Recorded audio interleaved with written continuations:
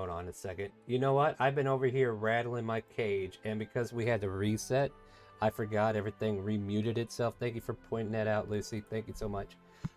Okay. TLDR. Dixper. Free cards. Want to influence the game? You can buy the D&D cards, but the free cards are up there for you to interact with the stream. Also, people, things, they're at their guild house. They're back from hiving there. I am so sorry. That is so messed up. Like, I try my best to be professional. I really do. I really do. But I'm glad that people are actually out there watching, so they can be like, "Hey, Star, you're muted." Ah, okay. Let me fix that. Thank you for pointing that out. We appreciate that around here because we do try to be professional. Yeah, the crash made me forget that it redid all the settings that I had. So thank you. Thank you very much. Alright, so Wonder, I'm sorry. We were doing intros. So basically, CFO Shishay is looking at the cat ebony. I was kind of like painting the picture here. And just kind of like having a staring contest. And as we go around, we'll have Wonder repeat themselves. So Wonder, go ahead and repeat yourself. I apologize. It's alright. Greetings everyone, I'm Wonder 2.0. I play a Warforged with white metallic skin, black hair, with yellow streaks in it. I wear a lot of pink, and I'm a College of Whispers bard. I'm currently discussing with Rin if I should go back to my old blues, or if I should stay on my pinks. So, like, Rin, I was thinking like maybe I should go back to my blues, but I've really gotten, well, I really like my blues, I also really gotten used to my pinks, so, you know. What's your opinion on this, Ren? Okay. Yeah, and next up is Rin. Go for it. Yep. I'm Rin. I'm a 4'11" tabaxi monk. Wearing loose-fitting Eastern-style monk's robes, black fur, golden eyes, and Rin. It looks very slightly uncomfortable at the conversation and confused.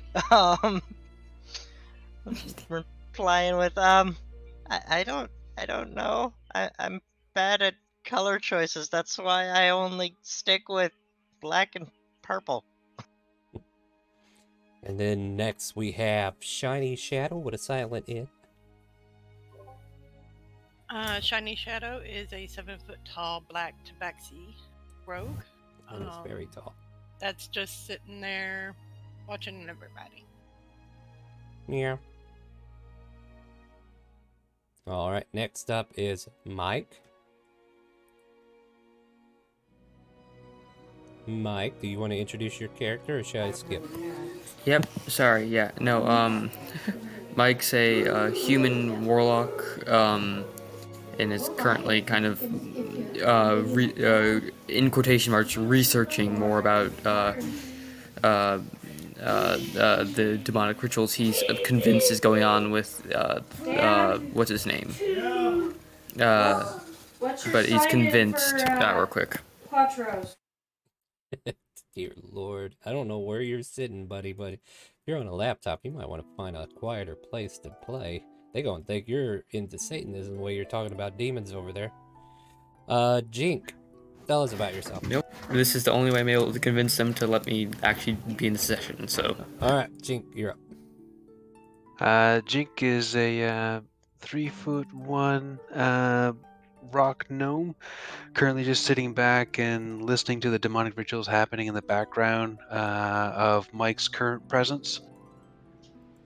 Sitting around the guild hall here wearing loose-fitting white shirt, blue vest, leans into Wonder 2.0 and says that, hey, you know, blue is great and in season, so can't recommend it enough. And at the same time, kind of looking at Wonder 2.0, very bright-eyed and curious as to how the devil did somebody manage to make a robot that sings. So, Robot is a 12-year-old girl that you guys have rescued in the past, and she has become known as a very sharpshooter. Like, you guys, using Dexper, have created a monster here. She gets critical hits like nobody's business, and apparently she has a nice little toy that she keeps hidden, but we'll talk about that later, don't get it twisted. Yeah, this young little lady is kind of like spending her time in the guild hall, pulling out some breakfast and just kind of like having a seat, just waking up to the morning rituals that are happening around her, along with Shishay, who, as I said before, was having a staring contest with Ebony, and probably Ren Jr.'s like sitting on the table studying the look that they are giving each other. Meow. And then it's just like total awkward silence. What would you all like to do? Before I parade you into the scenario for today. Thank you for your opinion, Jink. I should probably start getting back to my blues anyways. Chink takes advantage of the opportunity to lean in with the conversation and inquires. I mean, understand we all got here, not too much to do with any memories, but do you recall anything of your origin? Like, how did you come to be, and certainly how did you master I performance? remember all of my origin. Don't worry, hun. Okay, great. Fill me in. Wendy's gonna Let's, look at Red. Yeah, let's not and say we did, okay? Ren says. They are very secretive today, aren't they? Specifically about Yeah, that is not not a Oh no, I'm just not You a shouldn't be topic we're speaking on really it about we want to around discuss. young ears either. Mm-hmm. so. Yeah, as you guys are enjoying your conversation or lack thereof, a messenger comes into the door and hands off a letter to Shishay, who takes it, and then for some reason, Ebony kind of like points a finger in the air and extends a nail, and Shishay uses it as a knife to cut the letter open. It's almost like they have a mutual agreement of how this works, and then she proceeds to read what the missive says.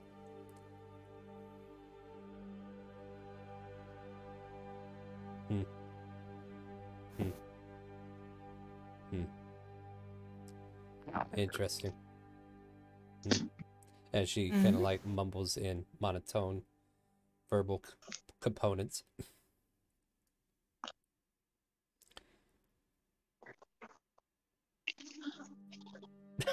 Is anybody going to ask her anything, or you guys just want to sit here and do nothing today? What's up, Shishay? Oh, you know, we got a missive from the Adventurers Guild. Oh, what do they need? Apparently, they are researching some haunted grounds nearby, and was hoping that maybe those who were related to the ethereal bleed might be able to assist. Okay. I suppose we can. I mean, I can always send a missive back if you guys don't want to go. Yeah. I'm up for it personally. Yeah, sure. Shoot, cat. Ebony just kind of like crawls to the left side of the table, and then she just kind of like, this is going to be a battle. She hands off the... Oh, sorry, go ahead, Mike. Mike looked at Shishay, Mike quickly looked at Shishay and he goes, "Careful the cat, you know, you never know what he might do." The cat looks at you accusingly. Meow. Whatever. You hear from Shishay. Here's the letter. Says you can meet up with Tierra later on. So if you need to get anything from town before you head out, you should probably get that over with. You can meet her at the Arcanium, where... Let's see, what is it? God dang, sorry, I'm having a brain fart all of a sudden. The Arcanium, where... God, what's her name? I want to call her Elvira, but for some reason I'm like, no, that's not right. What's wrong with you, Star? Elvina? Elverina, yeah, that's it. Elverina, there we go. Good God, I don't know why I'm blanking out today. I had a lot of stress this week, guys. I'm sorry. Anyway, yeah, she says go to Elverina's about noon, and Tierra will be there to give you more information about the situation.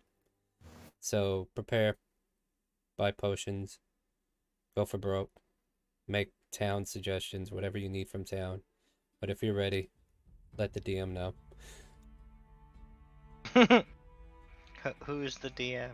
And she What's a just DM? grows silent, as if ignoring the fourth wall.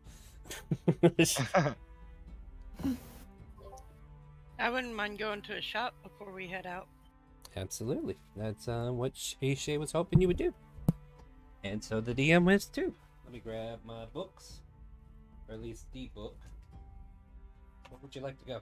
Well, actually, while the group is walking to the shop, I'm just gonna gently tug Rin behind the group a few steps. Yeah, To kind yes. of whisper, like, since we're going to visit the graveyard and it was brought back up the remembrance, are you still seeing her around? I haven't in a while. Okay, that's good.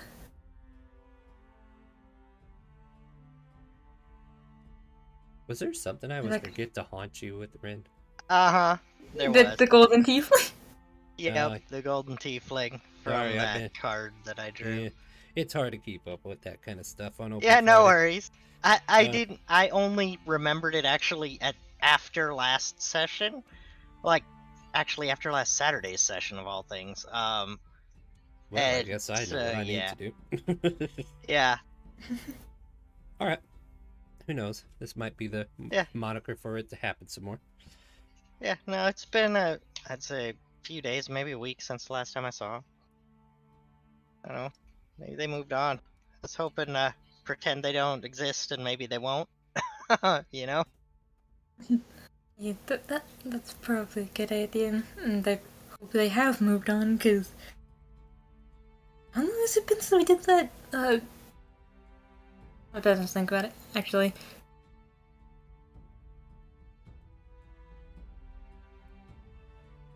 We should probably end up catching up with the group. Yeah. Yep.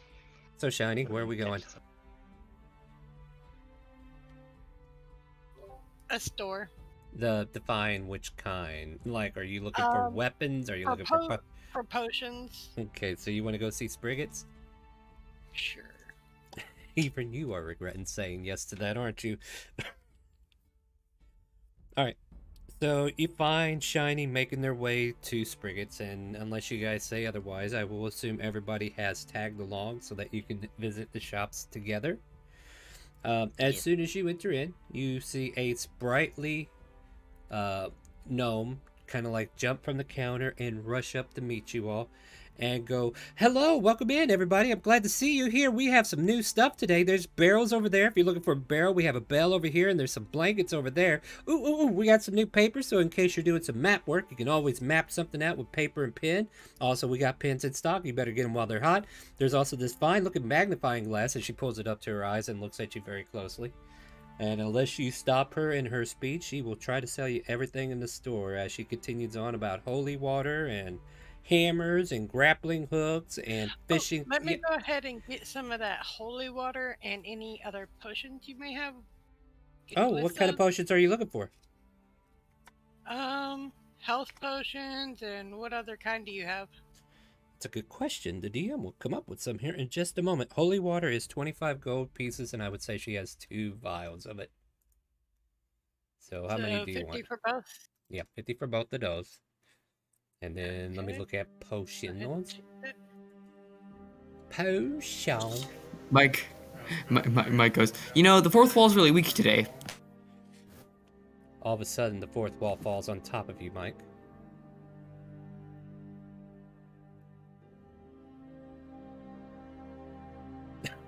That fair.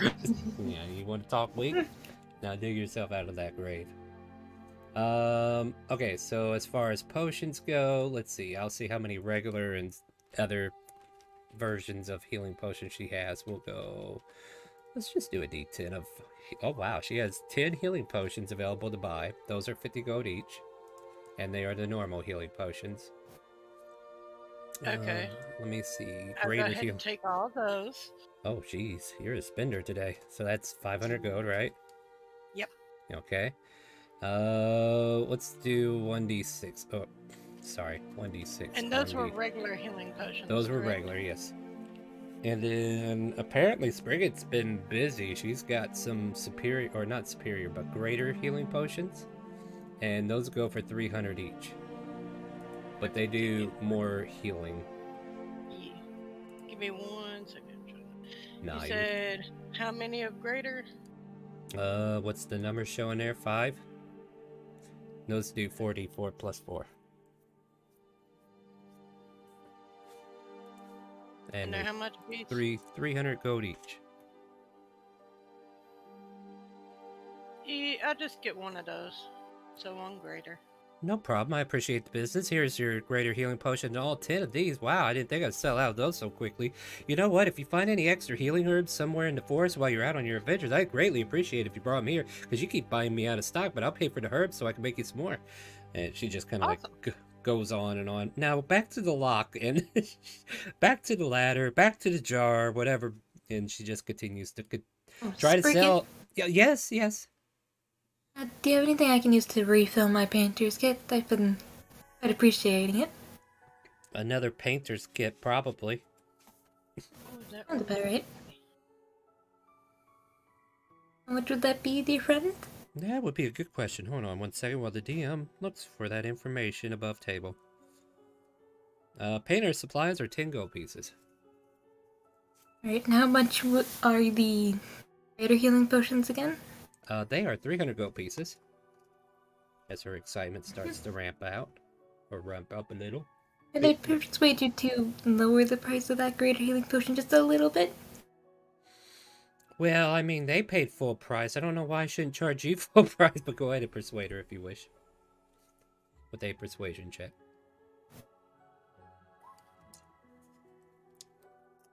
Praise be the bard. Yeah, I mean, you're not the eloquence bard that I'm worried about, so you get to roll. Yeah. She tells you, I really shouldn't go down too much, so how about 250? And Sounds perfect to me. But I'm going to put a stipulation on this one because I need to be serious about this. If you do find any healing herbs in the forest, I need those. So if you get me some herbs for free, I'll let that 250 be. Like she's just she's just trying to get you to go do some work for her to work off that extra 50 gold that you sniped. All right. So, one day is woman do. No problem. And you know what? I might forget that this even happened, but that was the heat of the moment conversation she has with you. So yeah, 250 gold for your greater healing potion. Anything else for you fine people? I mean, I have plenty of other stuff I could show you, like these holy symbols. Look, an amulet, a reliquary. Definitely have these hourglasses if you need to keep track of the time, and she will keep going unless you stop her. Do you happen to have any poison by any chance? She gives you this look like I'm not the one to sell poison around here. It's kind of outlawed. You need to go to... She kind of like looks left to right. Shadier dealings to find that. And I don't know if you were here, but I feel like I've had this conversation before with somebody. But then again, I'm not sure if you were here. That was above table. That last bit was. Yeah. Like, if you're looking for poisons, I don't know, but the guild should have the information that the shadows are who you need to talk to. Well, if I'm not mistaken, one Friday I got information about what kind of mushrooms and stuff that could make poisons. Yeah, maybe, but at the same time, they don't sell the poisons here. Yeah. Okay. Anything else for anybody else? We have plenty of stuff still in stock. We got arcane focuses. Look at this pretty crystal I found. Pulls up a little rock. It's nothing but a geostone. And it just kind of says, this here is an arcane focus if you want it to be. Also, we got these orbs, those rods over there. And there's also this staff and this one. And unless you stop me, I'm just going to go from A to B. Or A to Z. Alright, you asked for it. We have backpacks and ball bearings and barrels and baskets, bedrolls and bells and blankets and blocks and tackle. Books and... You have another thing of holy water? I've only had the 2, and I do have this one left. Yeah, I think they only bought one, right? How much is it again? 25 gold. I have bought 2. I want that onto my stuff. Oh wait, did you buy both of them? Yeah, I bought both of them. Oh, they're already sold. Sorry. I've already sold them. My apologies. I'll have to prepare some more. I'll let Selvin know that we need to make some more. So anyway, I also have a case of crossbow bolts, a case of map scrolls and chains and chalks and chests and climber's kit and clothes and more clothes. And then there's other clothes and component pouches and crowbar. And it just goes on and on. Is there anything else you guys need from Sprigget above table so that I can shut her up?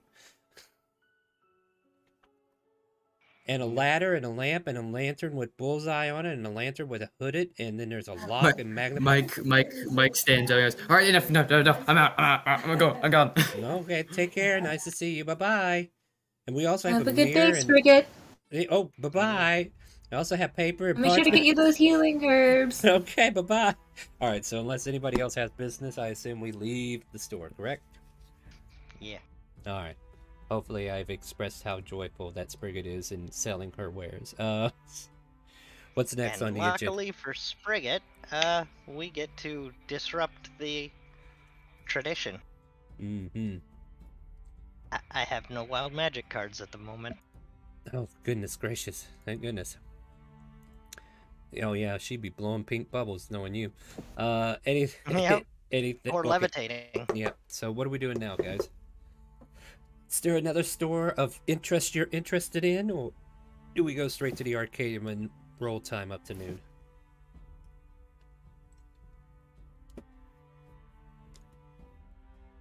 Come on, people, you gotta talk. I can't be the only one. So we go to the Arcadium, yes, no? Question mark? Did you still want poison, Shiny? Yeah. Okay, so we go into the brewery then for that, I assume? Yeah.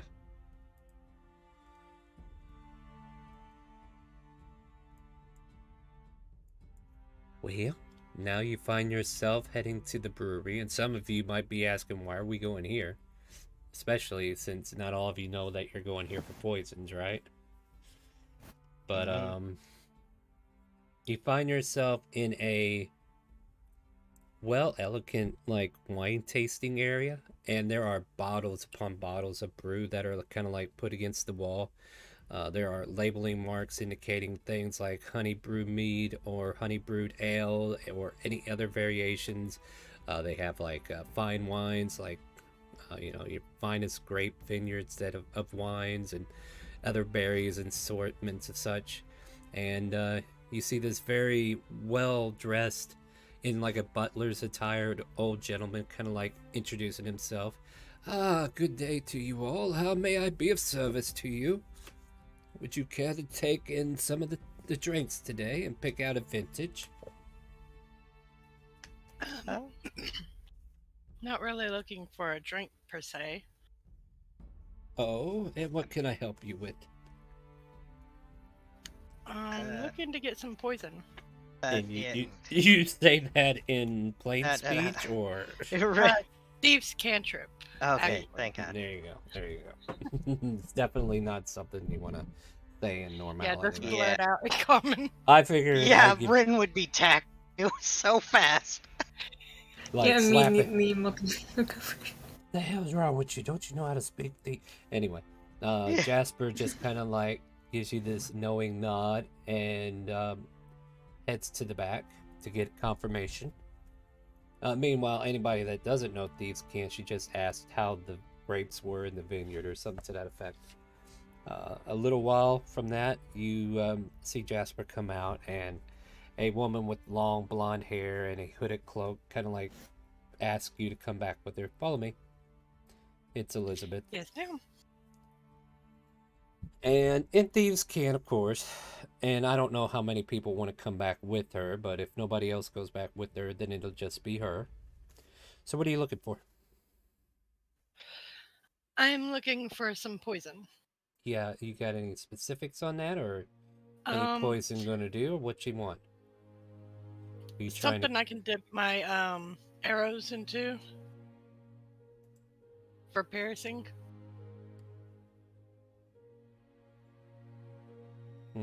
Let's see here. Let's see what we have on the shelf. She takes you to like the back of the warehouse and kind of like pulls on a book, and a door kind of like opens up to the side of the shelf, and you guys kind of like walk in there, and you can see like an alchemy station kind of like in here where they've been brewing all kinds of different things. can see a chimney kind of like leading out to kind of like fumigate the area to get all the fumes out, so to speak. And she kind of like starts pulling down bottles from the shelf to check for something particular for your thing. Let's see here. What would she have?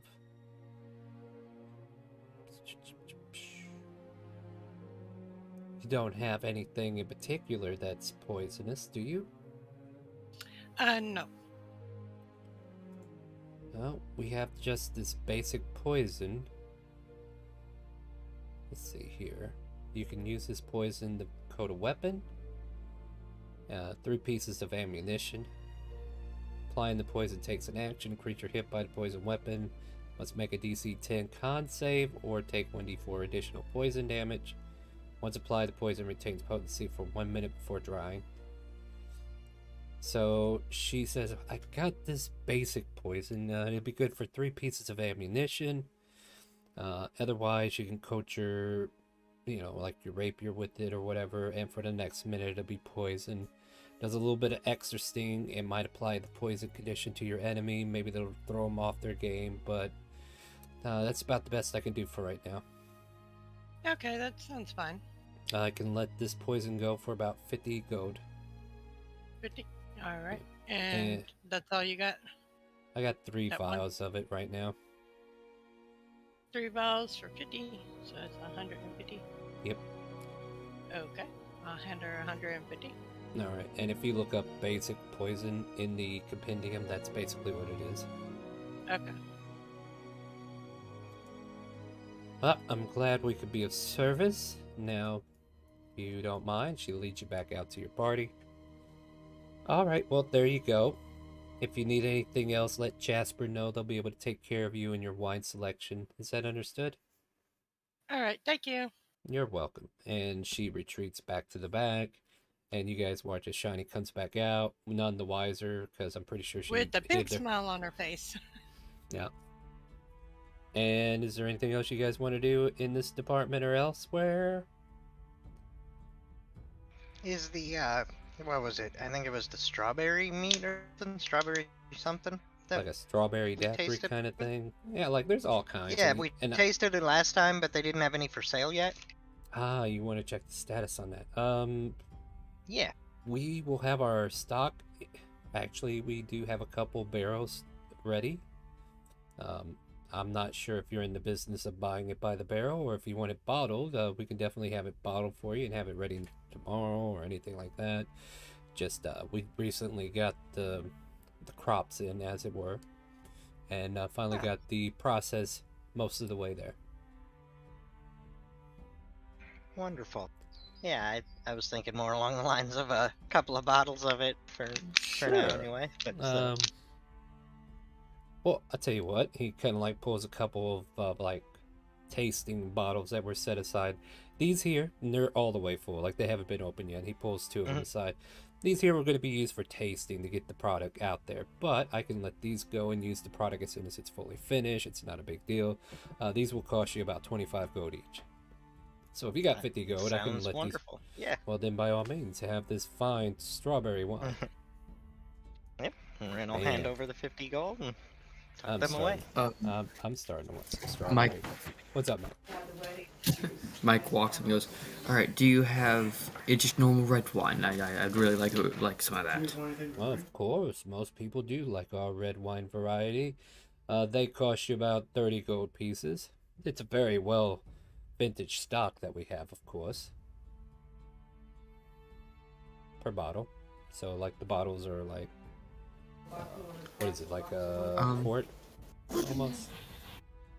Yeah, well, Mike buys the bottle, so 30 gold pieces, right? 30 gold pieces, and we have a bottle of red wine. Alright. I'm an airplane. Sorry, your background noise is very distracting. Alright. Well, thank you for your patronage, sir. Now, is there anything else I can get for you and your friends? I think I'm good. Thank you very much, sir. No, well, fine day to you and warm winds. And with that, you guys make your way out of the brewery, unless you change your mind and tell me you didn't. What's next on the agenda, my friends? Well, whenever we're done with all the other shopping, I would like to actually do at least a little bit of shopping at Alvarina's. I have one thing in particular I would like to look for. Absolutely. Like, going there early doesn't mean we have to go into the next scene. We could do shopping before you actually meet up with Tira. So you guys find your way to Alvarina's, and once again, the Arcanium. You see this elf just kind of like standing at the counter, reading through a book of some sort, maybe a spell book, maybe something else. And she kind of like perks her eyes up towards the door as she watches you all come in. And as you enter into the Arcanium, you see these orbs of light that kind of like light up your location in the store. So there's like a globule of light that lights up. Most of our cat-like friends kind of like instinctively try to raise their hands towards it. Up to you. But Alvarina is a elf with golden eyes, long brown hair, and there's like soft pink tips. She's majored the Arcana as indicated by her silver cord and gray robes. And as you walk up to meet her, she just kind of like gives you this disdain look. You all are back again. Well, it's to be expected. What can I get for you? I'm searching for some bracers that would help me survive some hits better, or possibly avoid or parry them. Above table, I'm looking for some bracers of defense. Bracers of defense? Let's take a look at that real quick. Oh, rare. Okay.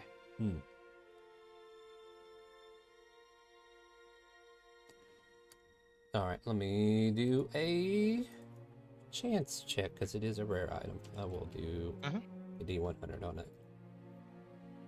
She does kind of like nod a bit. Bracers of defense sounds kind of like what you're asking. They will help give you better defense through magical means by just equipping them, but they are by no means cheap, mind you. I will let them go for 2,500 gold pieces. Or Ren, you please have done any gold wonder wool, please. Well,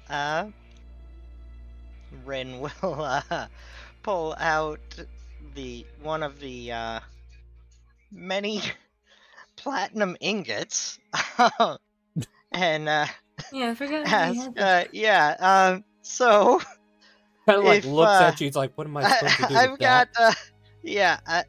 I have quite a few of these, and I also have some gold as well to throw in there. But if we were speaking of adding these as bargaining about, how much would you be willing to offer in that price with this, kind of a trade type of thing? You're not exactly me, straight up killing trade, me. but yeah. You're killing me, Ren. I'm trying to remember. I had this conversation. I think it was with Monday's crew, actually, but I could be wrong. We were talking about how much platinum ingots were worth. What was my thoughts on that? Do you remember, Specs? I don't fully remember. It was on something around like 2K ingot. I'm gonna while try they were real made. quick. But let's see here. So like, how much is a solid platinum bar worth? Commonly available in thousands. See, just $30 for a single gram. So that's Google like, search says 600 gold piece per, but I kind of like 600 gold. Let's see here. Yeah. I don't know what you expect me to do with these bars. It's not like I know their values outright. Unfortunately, it seems like you need to go to a banker or the trade mill in order to get these converted. Fair enough. Yeah, like, don't get me wrong, I'm over here thinking about how we're going to transfer this over. And don't get me wrong, you also have time to be like, okay, I'll be right back, and you can probably go do that. Yeah, and in that case, yes, let's, okay, I'll be right back. And I'll tell you what. Yeah.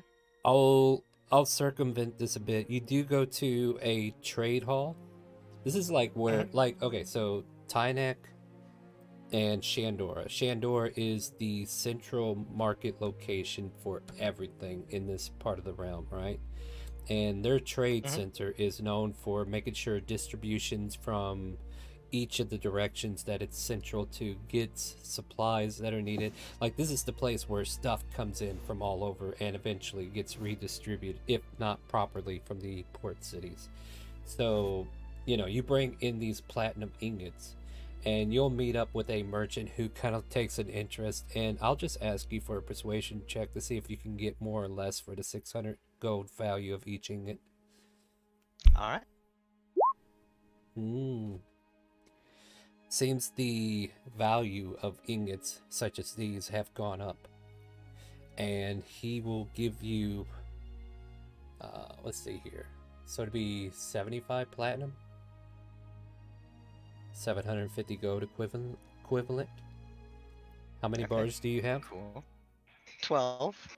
So if you want to get rid of them, you can multiply your platinum by 75 by 12 if you wish. Yep, I shall do that. Because you never know when you're going to get 900 platinum. Oh, you got 9,000 gold on you. Alright, so yeah, you are given 900 platinum. He counts it out. You guys spend the better part of that morning making sure the exchange is done properly. And if I'm not mistaken, these platinum bars need to be cleaned up too, right? Yeah, they were well-bottom ones, so yeah, probably polished a bit. Yeah, so they get them all cleaned up and take them off your hands for 75 platinum. Yeah, sometimes those gotcha items will actually make you rich. Yeah, holy cow. Yep. All right, so with that, you get a payday. You go back to see Alvarina. Yep. Now you got 750 platinum to throw at her. Yep. And she has no excuse not to sell you these gloves, which are valued at 2,500 gold pieces, so 25 platinum. Yep, so I will hand that over happily, and I can't believe they exchanged it for such a price, but there you go. Yeah, thank you. I mean, that's if you're, like, making small talk with her. She'll definitely... Yeah, Ridden is just very cheerful about it. Like, wow, I can't believe these things. I just found them laying around, and they were worth that much. I did not expect that. Hopefully they're not stolen, but best of luck to you. Yeah, well, if they were, I didn't do it. True. Well, your money is as good as the trade commission gave it to you. I have no foul play with it. Yep. It's off my hands. I definitely and off yours. didn't steal the money, so. Definitely. Yep. All right, and yeah, at this point, is there anything else I can get for you before I turn you away? So Mike asks, Mike asks, do you have any books on Eldritch packs and specifically how to figure out what they entail? My good sir, let me tell you what's in my shop. Look, over there, you see wands, you see staves, you see scrolls, you see magical items, you see magical components. Do you think I'm going to have a book just laying around talking about packs? You know, with this kind of thing, maybe. The answer is no, child. You should probably go to a library. The Omnicron is the best place to go look. Yes, the city has a library.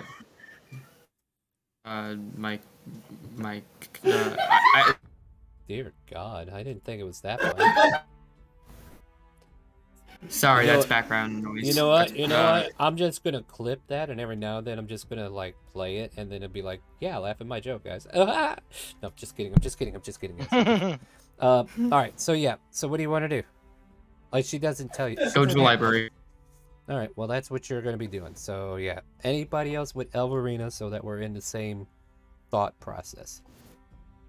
Elverina, if I may ask, do you have a pearl of power on you today? Do I have a pearl of power? I am power. I don't need pearls to prove it. That is true, but are you selling any pearls of power? I don't know. I really should sell more stuff, huh? This is actually an uncommon item, which I really don't think would be too much of a problem today. But I will say this here is like 300 gold. It sounds good to me. Put down 300 gold. I ain't gonna try to persuade him for you know. Mm-hmm. Oh, you're welcome to try, my dear. Anyway, she just makes the exchange. You get a pearl of power. Thank you. All right. Well, if you rugrats are done bothering me for my time, you know where the door is.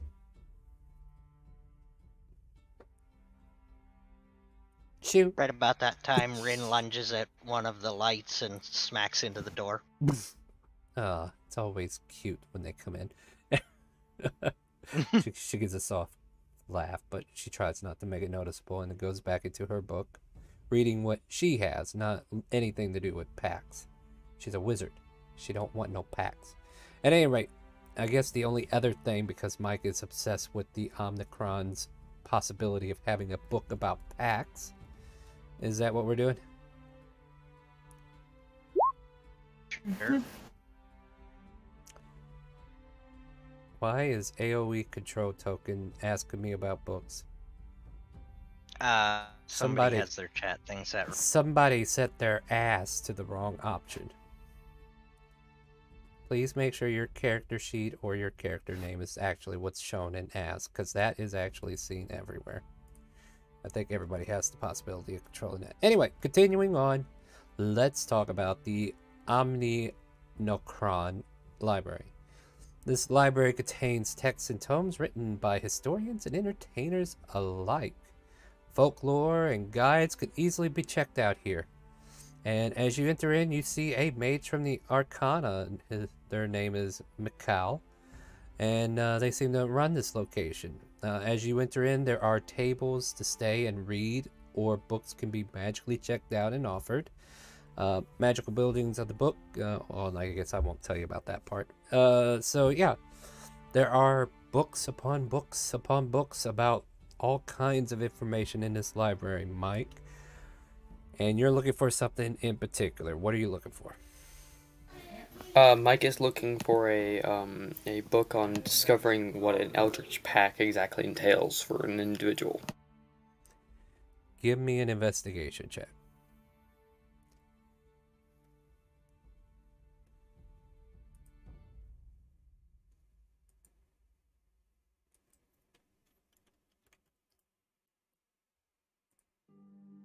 Sometime today. Mike, are you going to give me investigation, or are you just going to make me wait? Thank you, I think, hopefully. Yeah, okay, cool. Sorry. Yep, sorry. Oh, nice. Alright, so you're wanting to know about Eldritch, otherworldly patrons, and what have you. Yeah. Alright, see what we can give you, because now I gotta remind myself how warlocks work, and you're complicating things, you know that, right? Yes. What kind of a warlock are you again? One. Sorry? I have old one pack. Not the old one. I mean, that's your pact. What kind of warlock are you, though?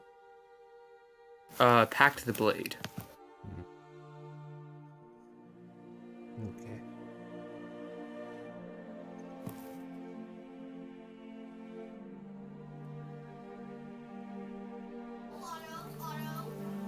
Oro. Sorry, I'm doing a quick research here so I know what to tell you. And your pact is with a great old one? Yeah.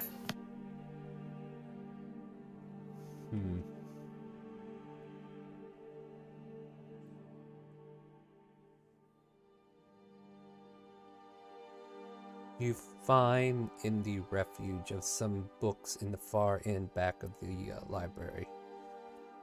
It is called Altan's Guide to the Eldritch.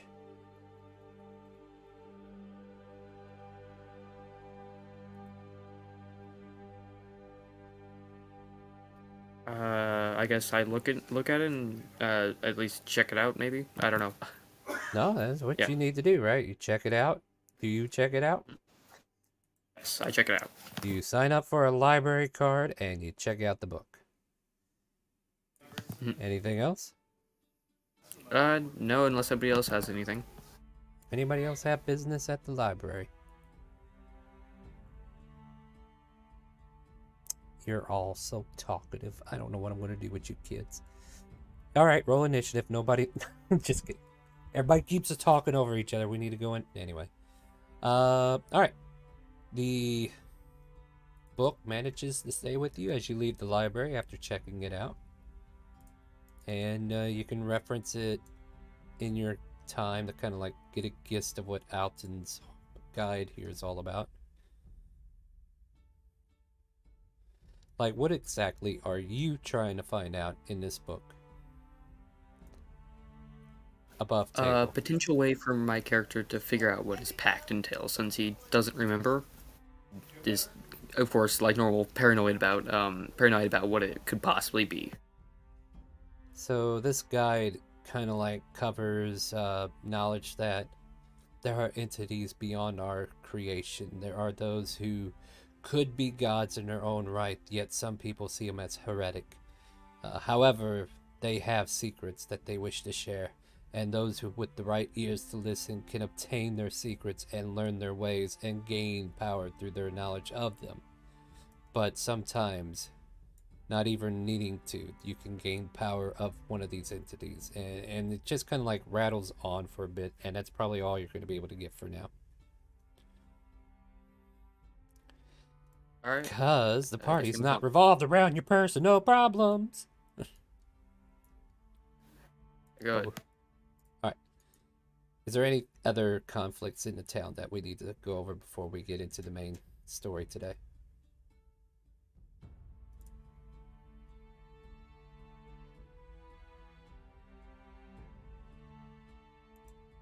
My God, you guys need to quit talking over each other. I don't know who said what. Let's go. Alright, so you return to Elverina's, and this time, around the noon hour, you see another mage that has joined her. The orbial lights reunite once more above your heads. Our feline friends instinctively trying to fight off the way of wanting to shoo at it like a laser pointer, but, you know, you do you. I'm not going to tell you if you see a need to do that. But, you find this auburn-haired lady with a staff that has like this gemstone embedded in it, and it seems to let off a soft blue hue. It's got a soft glow to it, and it never seems to dim. Like, it seems to flicker from a brightness to a dimness, but as far as like completely being snuffed out, it's always alit. It never dies. And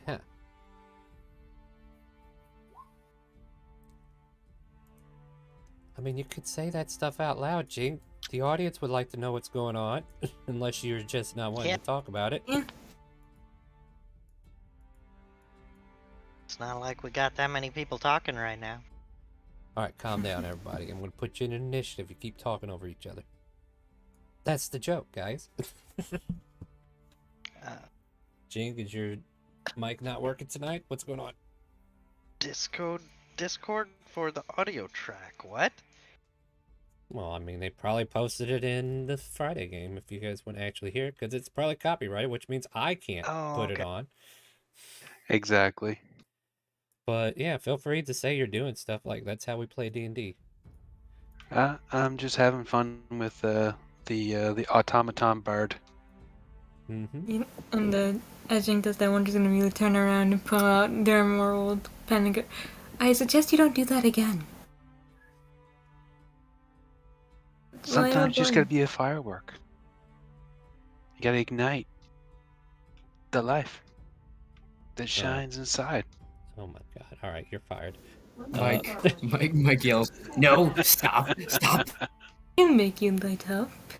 I mean, yeah, if you really want to ignite, I'm sure I could help you with that there, Jink. Enlighten me. Meanwhile, Robot will hastily go over and greet Tierra while you guys decide the fate of Jink. Yeah. Rin starts pulling out, Tinderbox and... Under Chap's plan, pulling out a Bible, we're like, yeah, this can make it easier. Yeah, thanks. Are you sure you want this, Jink? Yeah, are you sure about this, Jink? You hear Elverina at the It's front of probably her shop going, "What the hell are you people doing?" Mike yells back, "Nothing." Sorry, Jink. I'll let you react now. no, it's probably going to be way more hilarious than you think it is. Okay, well, We should probably do it outside the store. I don't want to. yeah, that's what I was just thinking. Out of respect for Elverina, let's real quick step outside here.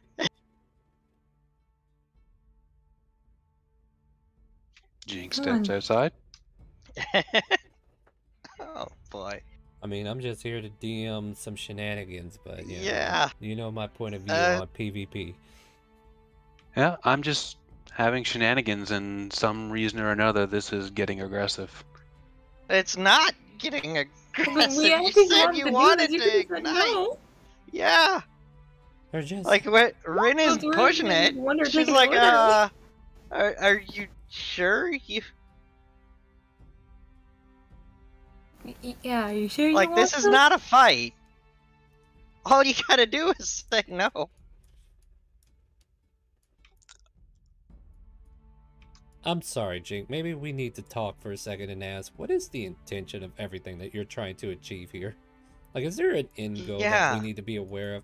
Because otherwise, the way that you're questioning them about their past because they are super secretive about it might already have them thinking one way about you, and you might be misunderstanding that. Like, maybe that's something we need to figure out, right? Yeah, possibly. Yeah. I mean, for the initial question at the very beginning, you know, having that shut down, but and then moving on from that, just finding the idea of a Warforged bard very, very interesting. Just trying to have some fun with it. There's the thing, there's something going on in Wonder's past that Rin and Wonder do not wish to speak about. Yeah, it is not a comfortable Especially with subject Wonder's for them at creation. all.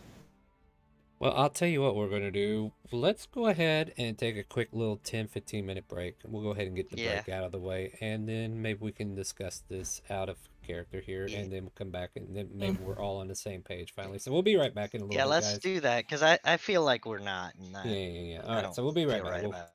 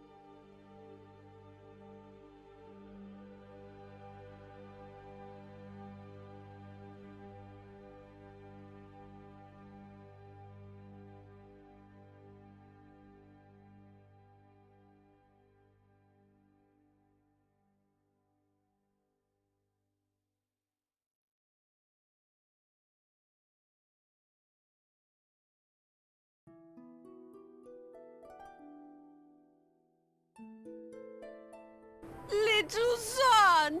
Little son!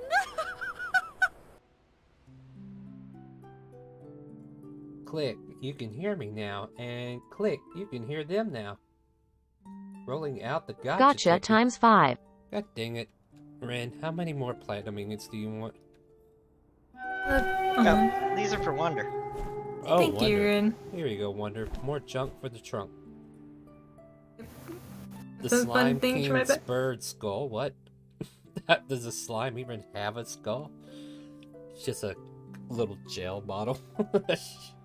It's like a hardened gel piece. Yeah. Pouch of googly eyes. There you go. Alright, there we go, guys. Hold still, Jink. I got something to put on you. Hopefully you guys got those Dixper crates that I did drop those, right?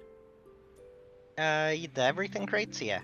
Yeah. I now call them the interactive crates, so you guys can interact with the stream with those. So no, you're fine. You remember what they were. I figure a new name change might make them more worth looking at if you guys wanted to get those. And I've also added new cards to those because the Valentine cards had a couple things that I wanted to import, and I actually like that. I had a butterfly one, and it's really nice. Anyway, hey guys, we're back. I'm playing some Yeah, I got D&D. the Broken Hearts one. So, you guys, are you gonna light them up? Yep, Raiden takes a second to think, looks at the oil, looks at Jink, looks at the oil, looks at Jink. Wait a second, I got a better way. Remind me next time we see Azuna. And then we can do this, alright? It'll be a lot more fun. I also give you time to think about if you actually want to do this. A lot more fun and less painful. That way. Yeah. Jing, are you going to reply to any of this, or...? He's locked thinking about who Azuna is. The chick But that's takes your got word for lots it. of booze. The elven chick, rogue person that has lots of booze. AKA Nameless's character. Yeah, exactly. At any rate, there is a plot hook you guys could be following right now, as Robot went up to ask Tiers, so how's Rachel and all them doing? Are they doing alright, T? And she's kind of like nodding, yeah, they're fitting in, though Rachel seems to be having a little problem from day to day, but her nightmares are dying down. That's good. Oh, hey guys, are you done burning that guy? Yeah. Yeah, we decided to wait until we have proper materials later. Excellent idea, Alvarina says from behind the table. And Pierre kind of like takes over the situation. So I suppose your group is going to be interested in helping me with the ethereal bleed investigation? Sure. There is a campground that has been aka haunted. The people who set the camp up are nowhere to be found. We can't find their bodies. We can't find what's there. However, there's been traces of the ethereal bleed itself, and the Arcana has kind of put it on my shoulders to investigate. My investigation, my spells that I cast to investigate put me in a pinch where I cannot cast any other spells, I cannot do any other actions because I'm doing a surveying of sorts. So what I need is bodyguards. Would I be able to rely on you to protect me during my investigation? And Robot just kind of like instinctively pulls out her caster, says, I got your back. And you can answer now, I'm sorry. No worries. We're in a bit. I think we can handle that. Yeah. Great. I've already been informed by Shishe that you've done your shopping for today. And this event will actually take place at night. So if you have any other last minute requirements, you may deal with them. And then I will take you to the location. I assume I've had time to attune to the bracers? Yeah, everybody's had time to attune to anything if they need to. Yeah, absolutely. And for the sake of brevity, unless there's anything else you want to get off your chest, guys, Tier will take you all and teleport you to the location. Are you guys ready to go? Sure. Yep. I am. Alright, I'm dragging tokens over here. I was thinking about getting some food, but... I mean, you can say that in the interim, you guys grab some bites. That's fine, but I'll go ahead and, like, unless you want to roleplay that entire scene, Nah. we'll jump to the actual map that I got prepared for tonight. All right, so let me see here. Rin throws a ration at Shiny. There you go. It's a Catches catfish. it and numbs on it. Okay, here we go. Wow, apparently Tierra took damage as she teleported you and kind of like reels over a bit. It's like, oh, here we are. You okay? No, actually, above table, I saw her hit points go down for some reason. I don't know why. Yeah. Like, why did she take damage? But no, I guess it's fair. We'll play off it. The gemstone that's kind of like on her staff kind of like flickers from the blue light and kind of like jumps from red to green as if there's words being said. You can see her looking at it. And she goes, I'm okay. It's nothing. I'll be perfectly fine for tonight. And you hear her say that towards you, but it seems like she's actually talking to the staff. Oh, okay. Slightly strange, but alright. Yeah. And I'll say, like, the whole setup time now is probably around 7 to 8 in the evening. So you guys are welcome to kind of like set up camp, preventative measures, do whatever you think you might need to protect Tierra. And yeah, so what do you guys want to do in the intermedium before we jump into the actual event for today? Well, our usual trappy person isn't around.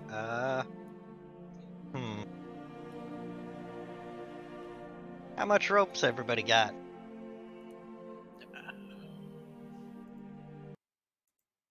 Let me check. That's a good question. I don't have any rope. This might be a little too stressful. Let me go. Let me go with this one. I got string, but no rope. Oh, that should have been something we bought before we left. I mean, would a whip count as a rope? I'm just swinging a whip. Not a very long one. It's like 10 feet max, right? Yeah, something like that. I got ball bearings. As you guys are kind of like figuring out what you're doing, Tierra kind of like goes to the campfire, raises the staff, a flicker of red light ignites, and the fire starts, and you guys start to have this campsite light.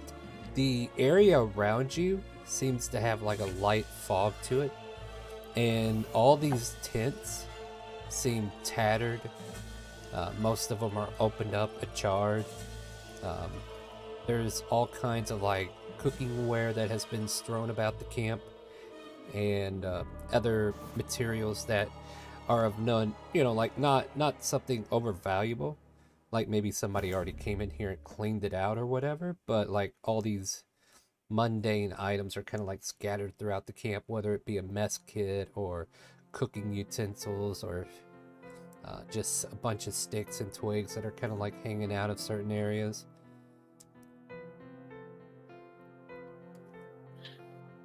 Oh, I do have some hemp rope. Yeah, there we go. Let's see. I got my ball bearings.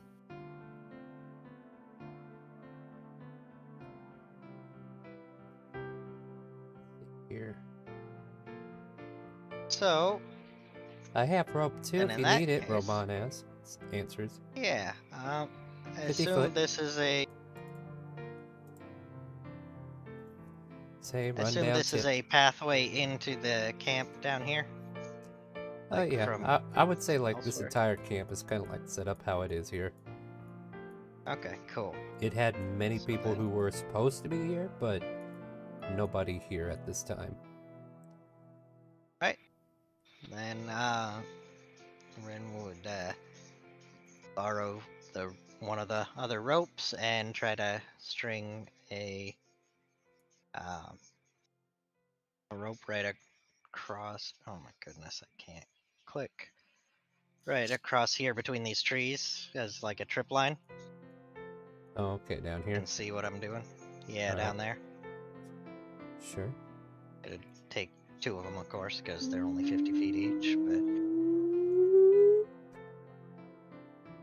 Alright, you tie some rope between these two trees. Yep, and try to kind of cover it up a bit with some of the leaves and twigs and stuff, make it look as natural as I can, you know? Give me a stealth check on that. Alright, can do.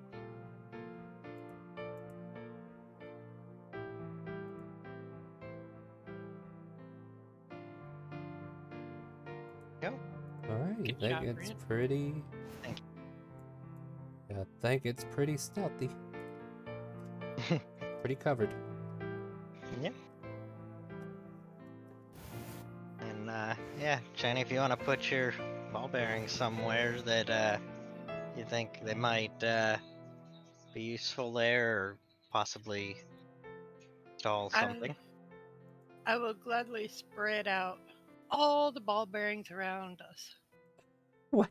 I got one. Wait, Oh, what? hold on. Did you just hear what you just said? Yes. Yeah, Like around us? What? no, hold on. Yeah, Like around, okay, around. like even like still, big area. your ball bearings won't cover a large area. Like if you look at ball bearings, you can scatter them to cover like maybe a 5-foot square.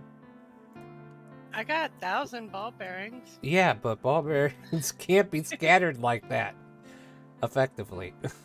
Like, come on, there's Like, how many packages or pouches or whatever of ball bearings is that? Because I thought that was creature just in one. a 10-foot square centered on a point within range. Okay.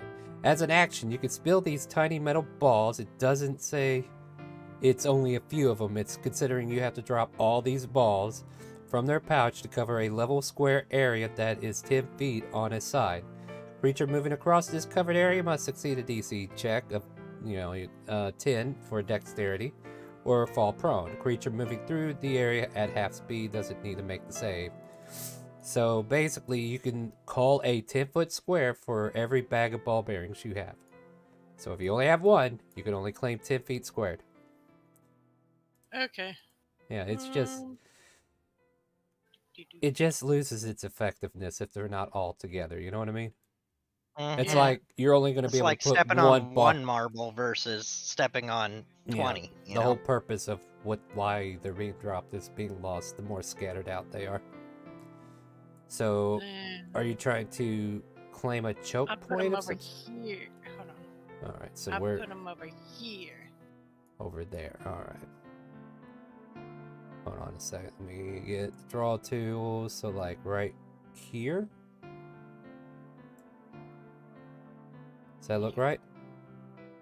Do you need me to move it over? Does that look right? Or wait, you can't see it. Sorry. We can't see it. Yeah. I'm on GM layer because I was working on shit before you guys got crazy. Yeah. All right, so right about in that region. All right. Let me move this over a little so that's actually where those squares are.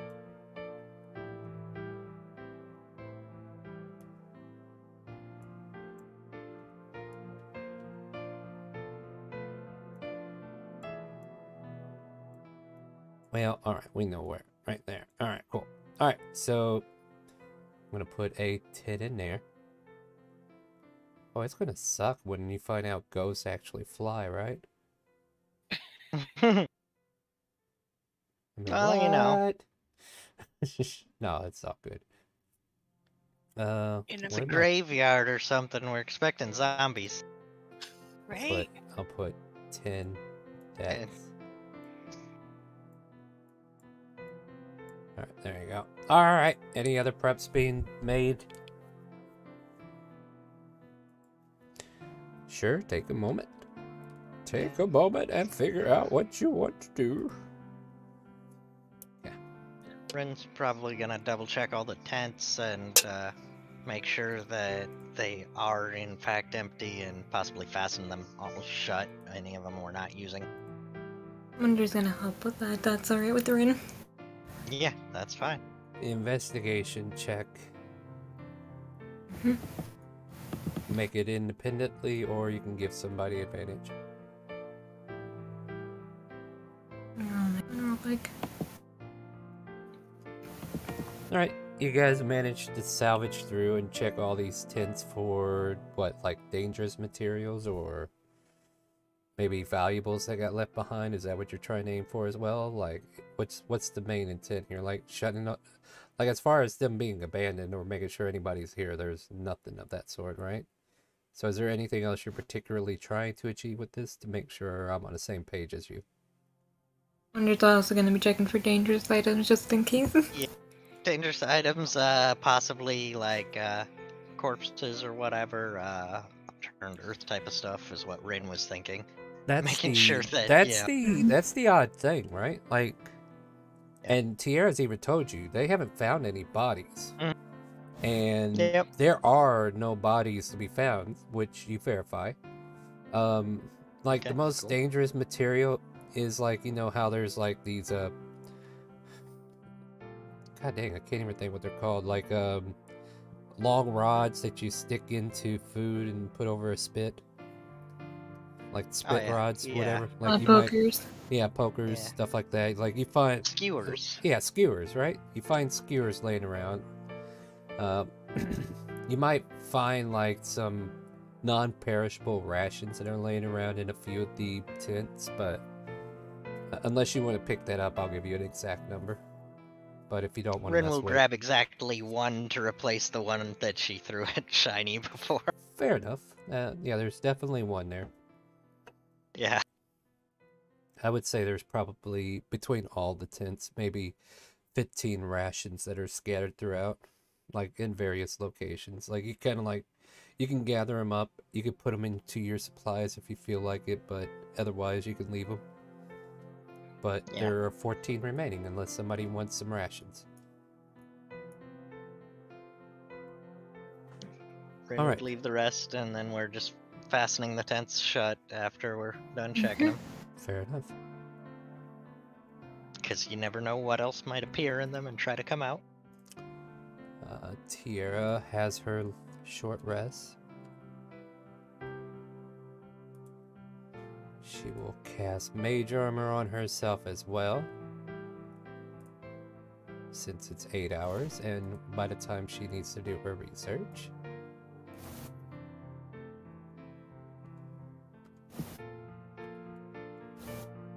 I'm gonna keep an eye out this way and this way. Alright. Now, Tierra will go on and tell you, we do not need to, like, have a long rest tonight. We're going to be staying here between the twilight hours and probably 1 a.m. We will have to fend off anything that happens within that time. If nothing happens at all, which would be unfortunate, we'll have to come back another day, I suppose. But due to sources, we've been told that this place has some kind of allure, if you would. Fair enough. Any questions you have, feel free to ask, and I'll answer as best I can. Rin looks at Mike, expecting the explosion of questions.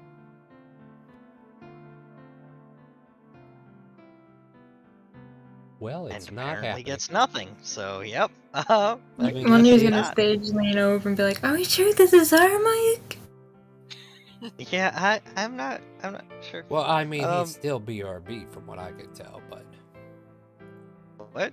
Well, he BRB'd above way up there. Yeah, I see that now. So I don't know if he came back yet. I know Jink came back, but yeah. So unless you have any other conversation pieces for Tierra, she will kind of like meditate here, kind of like let you guys talk about stories or what have you, and you know, Robot will pull out a spit and, you know, some of those spits and get some marshmallow and roast marshmallows and just say, I kind of always wanted to go camping like this. Yeah, it's nice. Do. And she kind of like roasts marshmallows. Yep. Sorry, I'm trying to pokes the fire a little bit and then chases some sparks that fly off. Yeah. The atmosphere for the evening, like even just kind of like sitting around not doing anything, right? Like you can see Robot just kind of like nodding off around the 10 o'clock hour, and you know, maybe right now nobody's kind of like making any note to wake her up. You can if you want, but like she's just kind of like resting there, right? And Tiara's just kind of like watching the area. And it seems like she is purposely waiting for a moment in order to start whatever it is she's trying to start. The hour slowly starts to dwindle, and as the twilight hour hits, not only does the moon disappear from the sky, a deep fog kind of like covers the area, and there's this chill that kind of like comes through the air, and you suddenly have this feeling that you're not alone anymore. Get ready, guys. Something wicked this way comes. Yep, Rin assumes the position. Whoa, hold So on does now. Wendy. Wait. I don't know if I want you to presume positions, guys. This is TOS. The combat prepared position. Okay, that's better, I guess. You know what? We'll start with this and see what happens, right? The I'm about to punch things position. There we go. There was one more I need to put on here before we get too far, and I might need to take some of these off. I don't know. But definitely adding our best friend to the scope.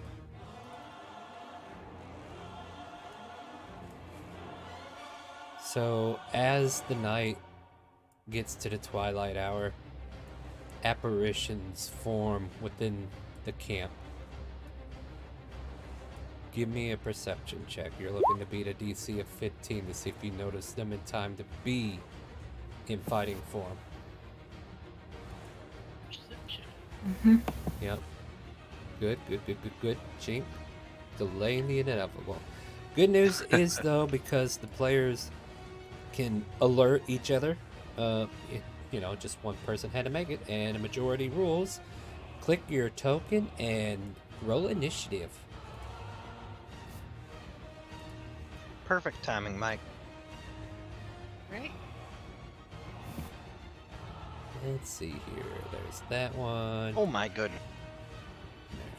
There's Damn, Rin. Yeah, That give me a one. second. I'm gonna do that again. Nobody saw that. What's wrong, Ren? You got a low initiative or something? Yeah, I Reroll rolled a nat initiative. 1. Yeah. Oh, okay. Well, I guess you can re-roll that. There we if you go. want. Yeah. That's better. All right.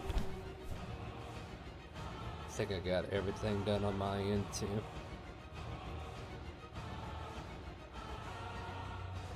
Hey, Don't forget I to can't. fix it, Ren. Never mind. What? Oh, I have to manually fix it? Okay. You shouldn't have to. 18, Did you 20. have your? Did you click Yeah, your token? I never unselected my token in between them, so yeah, I was still selected. It might have not deselected itself if you've been pressing around.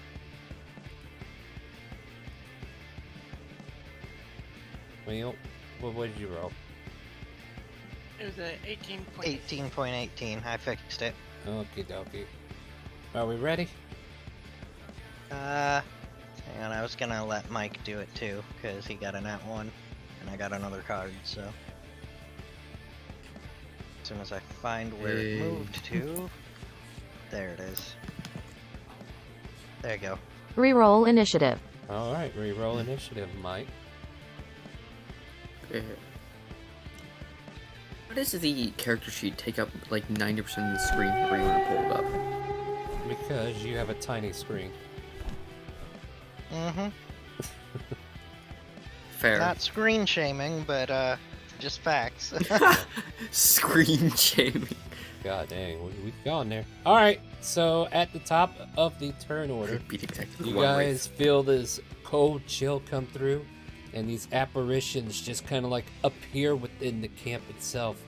And this familiarity of presence kind of like strikes some of you with the like the ends of your necks kind of like sticking up, like the hairs on the back of your neck kind of like sticking up to this chill air, as it kind of reminds you of the ethereal bleed. Leading off is this strange apparition off to the right here called an Aleph, and it will hover or wait.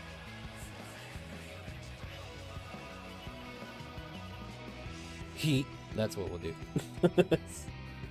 But let's move a little closer because it's more fun if you can get more people in range, right?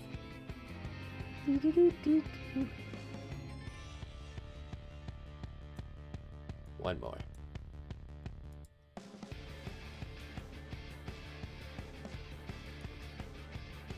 That should get everybody, right? I need a wisdom save from everybody as this thing lets out a loud babble.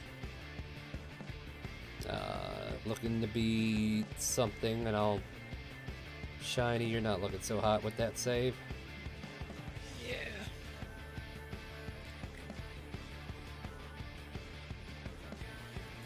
Yeah. Remind me, Wonder, you're a construct, aren't you? I am. You are exempt from this roll. Holy shit. Inspiration. Here you go, Shiny. Shiny has been given inspiration to try to roll higher. Awesome. Thank you. Go ahead and roll that, and then I'll go over damage. Okay, that's not good. Alright, so everybody takes 7 points of damage except for Shiny, who takes 15. And Shiny, upon a failed save, you take the damage and you're stunned until the end of its next turn. All of a sudden, those chills on the back of your head, or you know, the back of your neck, you feel the chill go completely through your body and you become ice cold. And paralyzed, unfortunately. Grr. Hate to remind Grabs you by the scruff of the neck and paralyzes you like a kid. Yep, just like a kid. Okay. With that, is that something that can be counterspelled? Negative. It's an ability. You just hear this thing let out a howling babble, is what it's called. However, our construct friend just kind of like looks around like, huh, that affected somebody. However, whatever this did does nothing to them except for the 7 points of damage. No, I don't think you take any damage. Never mind, I apologize. You take no damage.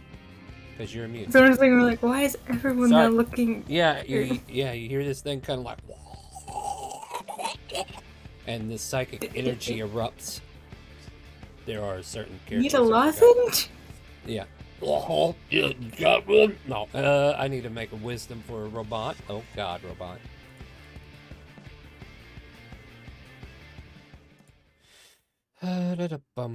You should beat it. I would hope. Oh, God. Alright. And yeah, Shiny, you're not the only one that's frozen. You all watch as the back of the hairs of Robot stick up, and she too is frozen solid until the end of its next turn.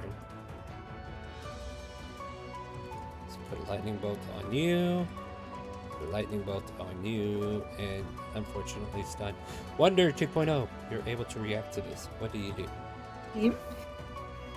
The specific ones, they can't see this since there's little people here, and I'm assuming, since there's any confirmation on this, is Jink, did that perception check, was Jink watching Wonder before the thing screeched?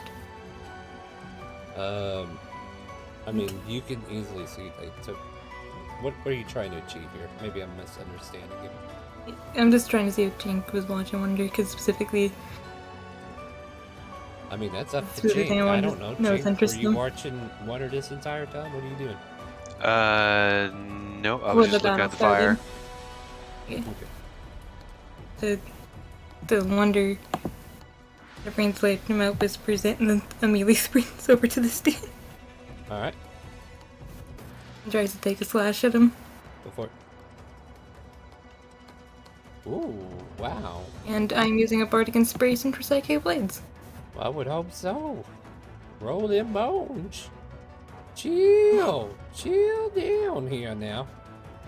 It's 23, 28, 29, 30, right? Mm-hmm. God, Sure? let me double check what this thing has.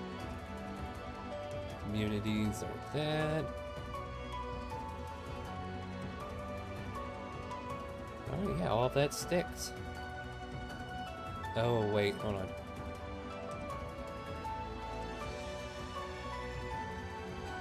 Can you roll me a Constitution saving throw as you get a whiff of something when you get in there? Hold on, let me double check something real quick. Like, don't get me wrong, that hurt. There's also a... No, yeah. 19. Yeah, that's 30. Right.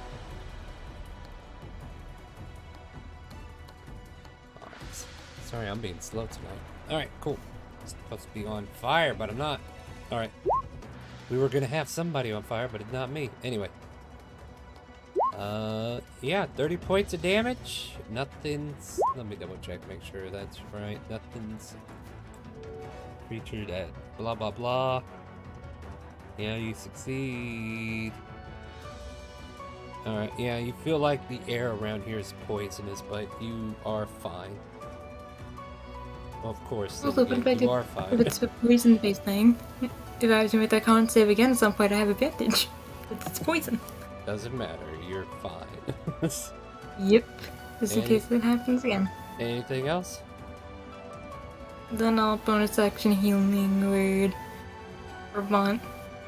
Those wonders mind is running through my mind in that right moment. Come on, kid, you can get through this. She doesn't reply. Back. Alright, she heals back a bit, but she's still unable to reply. Alright, moving on. This white gets advantage on Shiny Shadow, unfortunately. Oh no. And no, it pulls out a bow. And you hear this bony arm kind of pull back a bit and shoot in her direction. 14 to hit though. Misses. Unfortunate for me. Good thing I didn't talk him up a good game. Ren, you're up. Alright, first I'm going to start with getting Divine Favor. Because Divine Favor. Angie. Let's see. Yes. Let's give you that for Divine Favor. Okay. And then, can I stand here? Sure. Okay. You can just making sure because the tent was kind of there. Yeah. Like Okay. these tents aren't constructively blocking your path, so if you kind of like want to move into their space, you're welcome to tear them down. However, keep in mind that the enemy can do the same. Yeah, that's fair. You know, just kind of kick it over then out of the way, and go after that Alep because it hurt. It hurt Roban. Yeah, it hurt a lot of me. Oh my. Yeah, but Alright, Roban's guys. the one I'm worried about. Alright, can you guys quit rolling that 20s? You're making me feel beaten up over here. Just kidding. 10 and points that's of 2d4 for the the divine favors, right? Give it to me. 15 altogether, right? Yep, from that attack. And your claws are considered magical, I would take it? Yeah, I would assume I'm looking through that, but... Well, let's see here. Alright. Yeah, that looks perfectly fine to me, yeah. Alright. You're a monkey, right? And then... Yep, I am. I think at, what, 4th or 5th, your claws become considered magical weapons? Possibly, yeah, I'm not... I don't see that, but that sounds reflective. So. Yeah, maybe your things we got from level up.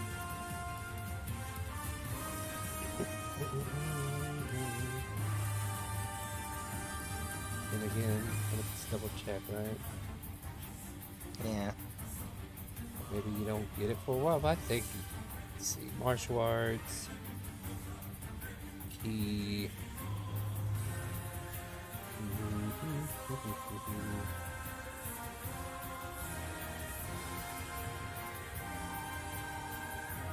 Okay, all that stuff is high leveled.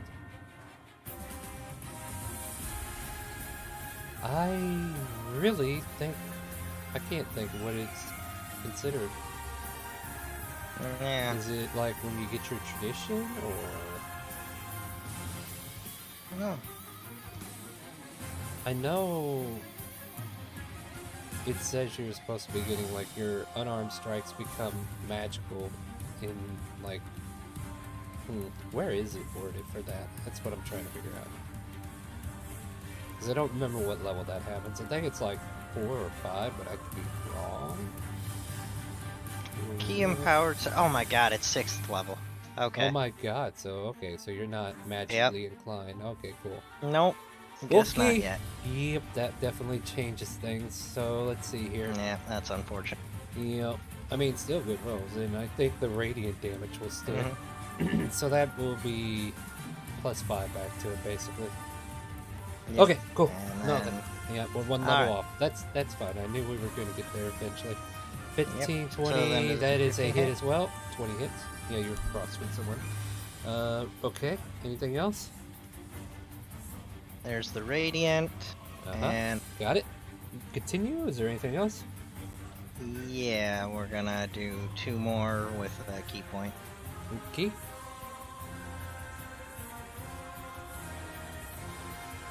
$18 and 23 both hit. Let's see, 3, 2, Those. 5 And- makes it 9. All right, got it. And I am gonna make one of those stunning strike. I'm only gonna try one, whether it succeeds or fails. So I can. Yeah, I can. Yeah. So con save.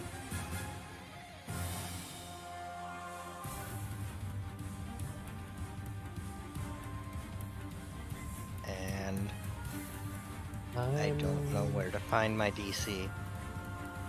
8 plus just your realized that. proficiency plus whatever it says there.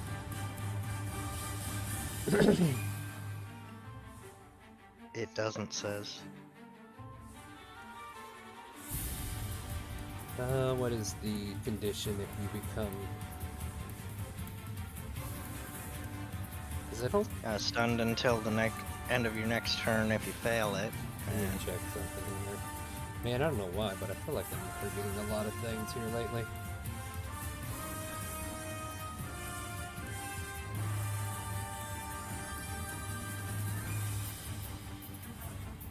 I just went to my spells page and it says spell save DC is 14. And that's probably it. Guess we could. Yeah, so we could go with that then. So 14 DC.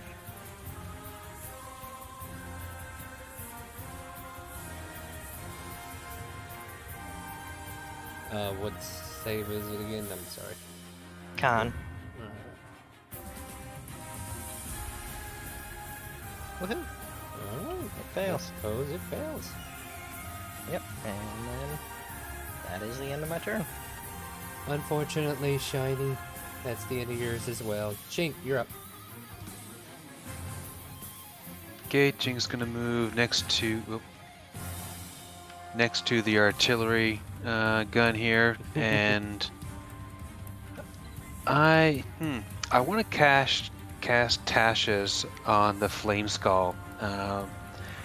Looking at it, it doesn't seem like it would be immune to it.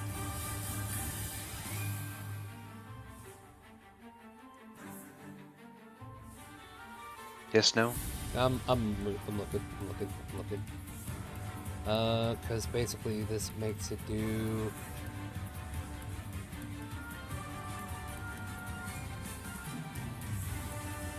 Sees everything hilarious and funny and give it a laughter.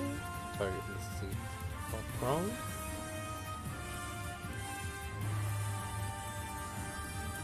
Uh-huh.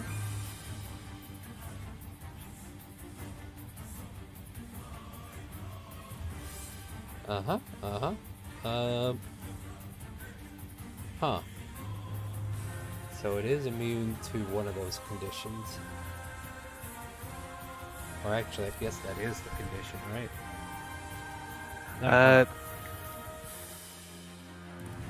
I mean, it throws into laughter and then eventually falls prone. It's immune to prone, but...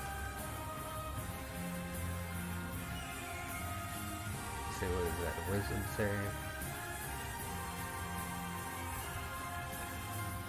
And this is considered a charm too, isn't it? It's an enchantment. Incapacitation.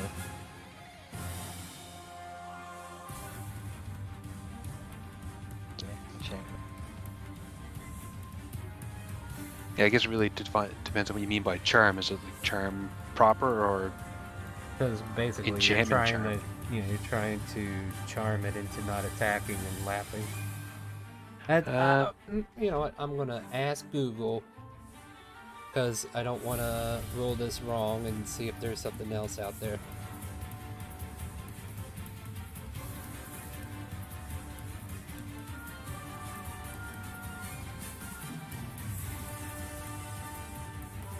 I feel like these things are already laughing.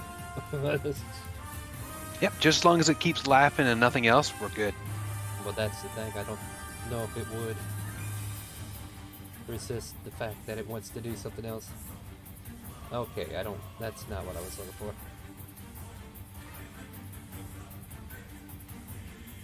Da-da-da-da-dum-ba-bum.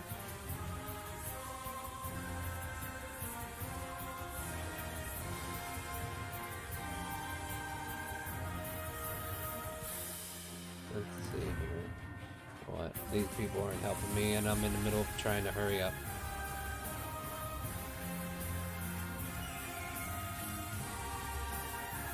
Fair enough. It giggles in your direction. Anything else? Okay. Nope, that's it.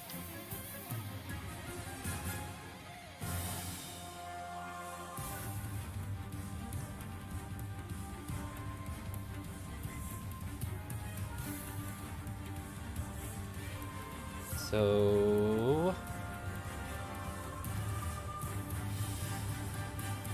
as a bonus action, Wonder, this creature seems to disappear from your vision of view as it tries to stealth.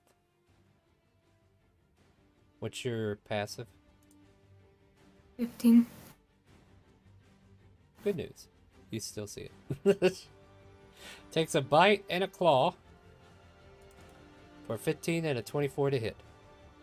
Bite misses, claw hits. Slams its claw across you for 13 points of damage. And you must succeed a Constitution saving throw, or else shit's gonna get real. Alright, shit doesn't get real. And you're not paralyzed for a minute, which would be very terrible right now. We don't want that. Alright, so yeah, this thing comes slashing out across you, and you take a wound, and then you Fireball. feel this... Oh, come on, Nakar. Seriously, who are we burning? You gotta pick a target. You can't place this fireball where you want it. Who are we targeting? Okay, this one. This one. Hold on. So that? Yeah. Sorry, Mike. Hope you're dexterous, Mike. Alright, need dex save from Mike. Ow. Here's what I was... What? We need to go here. We need to go to... What am I trying to do here? To back. There we go. Yeah. Mike and this one creature that hasn't gone yet. What is fireball? 8d6? Yep. Roll the fireball damage. Oh, How much Okay. again? so I'm Eight. rolling 8d6. Hey, there you go, Mike. Way to go. I'm You're good. Yep, I have No, you're not. decent still gonna dexterity, hit. so Well, you're better than you would well, be. I mean, you're still taking damage. Alright, so you take... Let's call it 12. And so does he. oh, ow. So, out of nowhere, the fog around you turns into a giant ball of flames. It kind of catches you in this return. And you guys take 12 points of fire damage as you both kind of like react fast enough to it. Alright, and with that, that resolves that. Well, now it's time to see if we could do some real damage, right?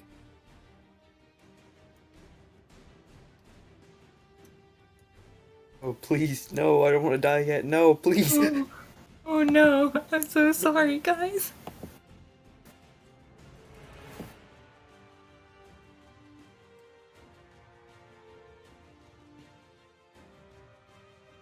I need everybody within 30 feet of the Banshee to give me a con save as you hear this loud screeching noise just kind of like erupt into the air.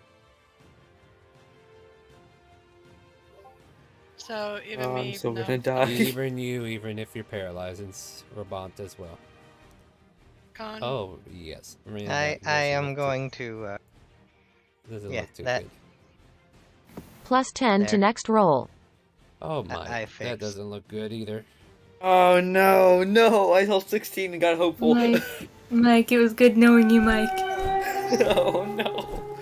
Don't worry, I'll get you up. Oh, It's my turn again, don't die again.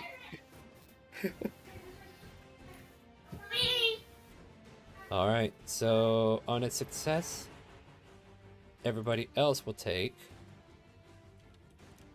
God dang it, why are you capped?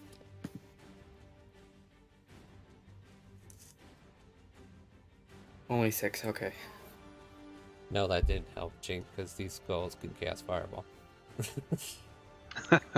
6 points of damage to No. everybody else in the area. Oh, don't worry, Mike. You get something better. You drop to 0 and fall unconscious. Oh no. No. So this Banshee comes into the region, and you just hear this loud shriek and... And you know what? I haven't rolled for Robot and Tiara yet. So let me get those two done. What did I say? Con save. Oh boy. Oh boy. Oh, sorry, I didn't realize. Constitution is You lowest will, stat. you will not believe who that is. I'm sorry, go did on. something happen that required Jink to have a Constitution save? Yes, con Yes. save. A Banshee just wailed. And Oh, you sorry, too that was are a outside the victim range. of it as well. 3 people down, no. Oh, it's worse than that, my friends. Oh no. And I will show you why it's worse than that. Here, as soon as I get this other con save out of the way. Okay, that one's good.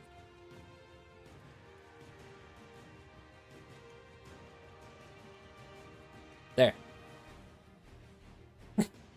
Even the Banshee shrieks. Tiara rolled 7. And the mage that brought you here drops to the ground. And the staff itself floats above her. And now seems to take on a red glow. Oh. Jink, Oh no, they angered the staff. you drop to 0. Unless I missed something. Did I miss anything? Nope. Alright, no Dixper rolls or anything on that. Alright, Jink, you drop to 0 as well because the Banshee Scream causes you to drop to 0. And if you succeed, you take 6 points of damage from the psychic damage from the Banshee's wail. Doesn't even reach Wonder. Wouldn't even affect Wonder.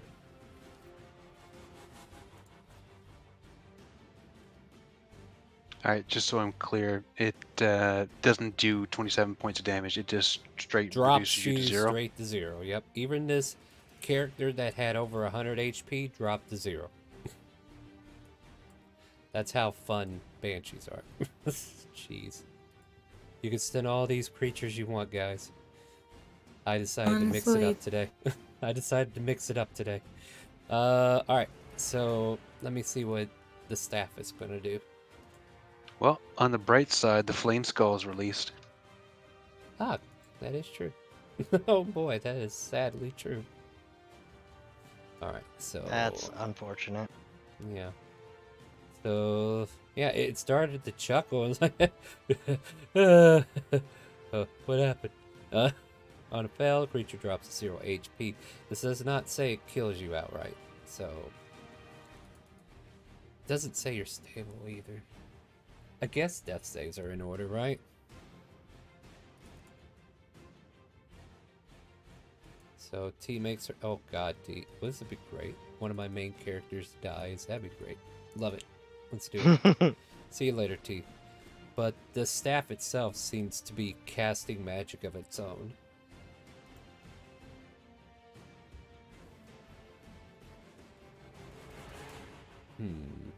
Ah, gotta love sentient weapons. Yeah, I'm trying to figure out what I want it to do.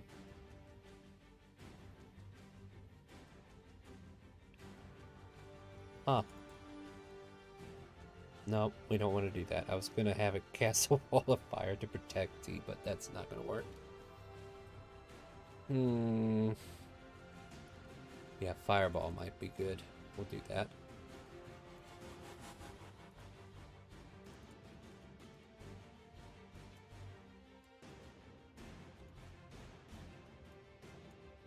Now this fireball gets directed to not hit you, Mike.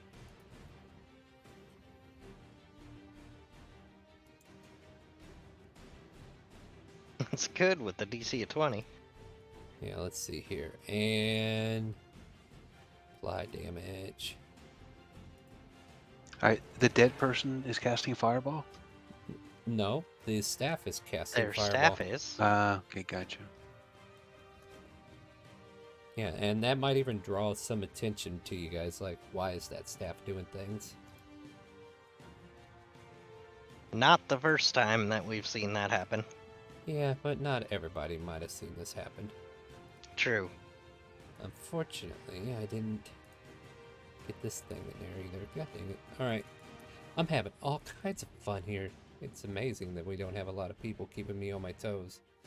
Alright. Next check from you is...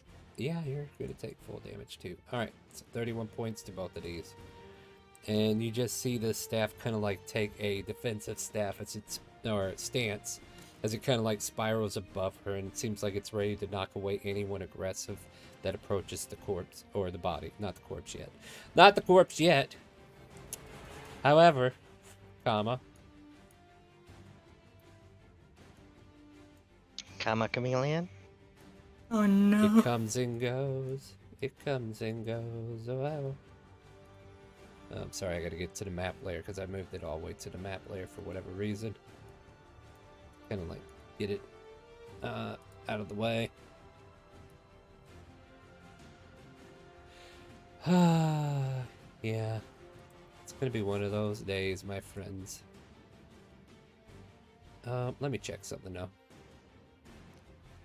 because depending upon if this flame skull is casting it as a spell, then something does happen.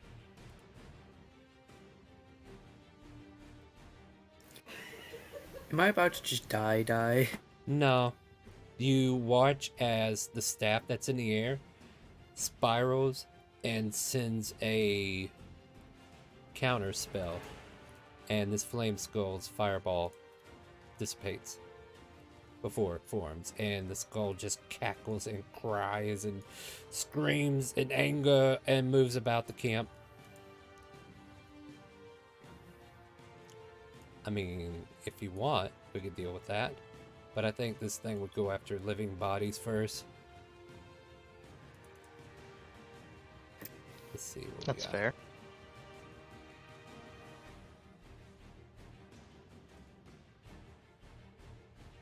So, if another creature deals damage to it, it has advantage until the end of its next turn. Interesting. So it will come over here with a short sword and smack you, Rin. That is For a miss. 17. Yep. Yep. You guys are tanky. Actually the turn would have been over already, right? So robot. No, this is still turn one. Oh wait, yeah, no, Oh, this yeah, is still yeah. round one. Or Yeah, 0 so, or whatever. Yeah. Who are we trying to... Oh, yeah, we're trying to get to the Alip's turn. Alright, yeah, so Robot has to skip. Sorry, thank you for keeping me honest. Mike, you're up. Give me a death save. Yay, I love getting one shot. Well, You didn't get one shot, you got 2 shot. yeah. I mean, you're still able to roll a nat 20 and stand back up. Are you going to roll your death save, or am I going to just do stuff while you're doing that?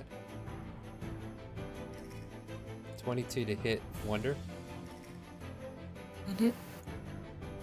17 necrotic. Con save, please. Still waiting on your death save.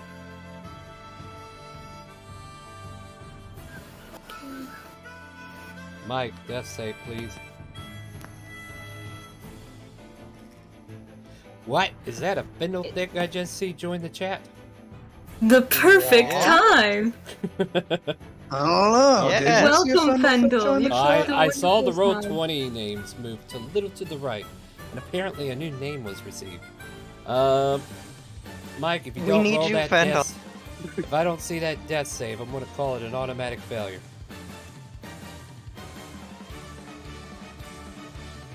Now the stun is gone from Shiny and Robot. I believe. Yep, I but believe the you can Aleph is die. still stunned too.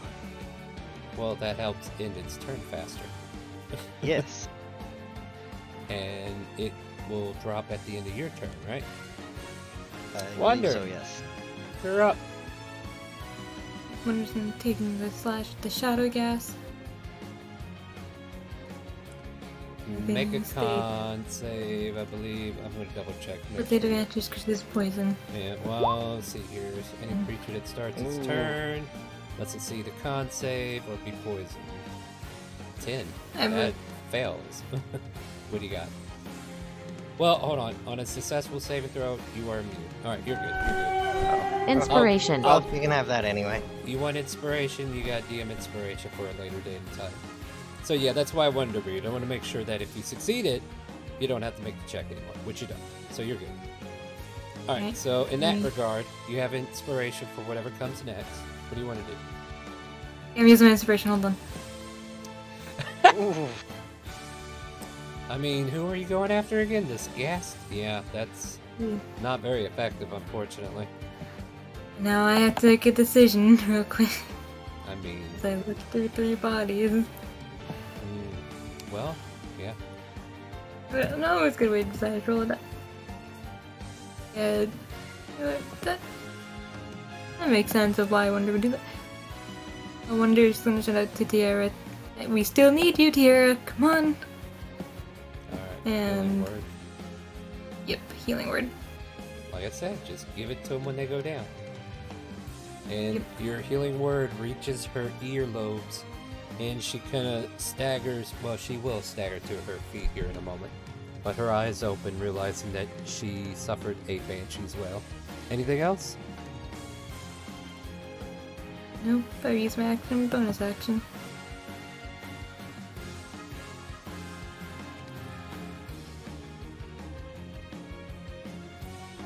Oh, a shiny shadow. We're gonna shoot you again. Tipped. Yeah, as soon as I find this damn White's character sheet, where the hell is it? Where are you? Come over here, we need to find. We're gonna shoot you with a longbow. That seems pretty strong. For a 13 to hit, because you are no longer stunned, right? There you go, you are evasive. Rin! Your Define Alright. Fury continues. Where do I want to go for this? I guess I'll stay right here for... Nah. Heck. Heck, yeah. I will go there. And because that Banshee needs to die right now. You can And, certainly try. Yep. Yep, I certainly can. What was that? Oh, Uh-huh. That will effectively miss. yeah. That'll hit, though. And, Believe. okay. Yep. So there's the D4. And So... then 5 I am altogether. going to use another key point for one more strike and then to heal myself here. Sorry, Mike, I would have gotten over there to heal you, but then I'd get attacks of advantage. So let me roll my attack and then I'll do the Hey, I'm healing back. while we move Okay. on. If Mike left, then Mike might be dead. Hey, Fendel, Oh, if you're no. joining us, go ahead and drag your token here, and you can Holy start crap. rolling initiative. I'm sorry, I should have said that. That's a lot I of wanted death to look saves. at you have Yeah. control over this one. No, it's fine. Yeah. I'm back. Alright. So yeah, internet. Oh, okay. Uh, Good. That's fair. So So you did have a one 15 fail. hit? 15. Yeah, that's it.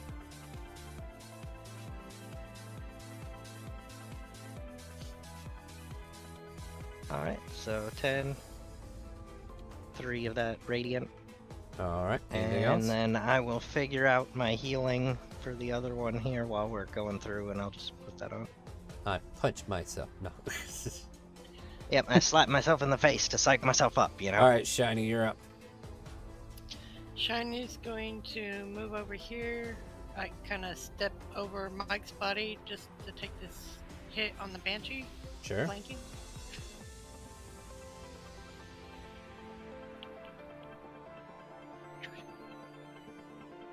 That'll hit.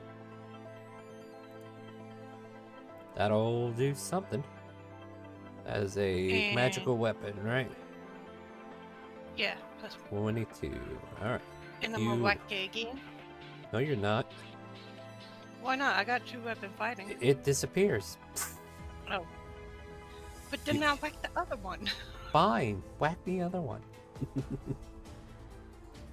Kill stolen again. 18 hits. For a total of 4. Is that the end of your turn, Shiny? Well, except moving over here to get off Mike's body. Sounds good. Yep. Alright. Jink, give me a death save, please. Thank you, sir. Go ahead and pass your turn there. As I proceed to slap a wonder. Yep. Try to bite you. And then we try to claw you. Oh boy.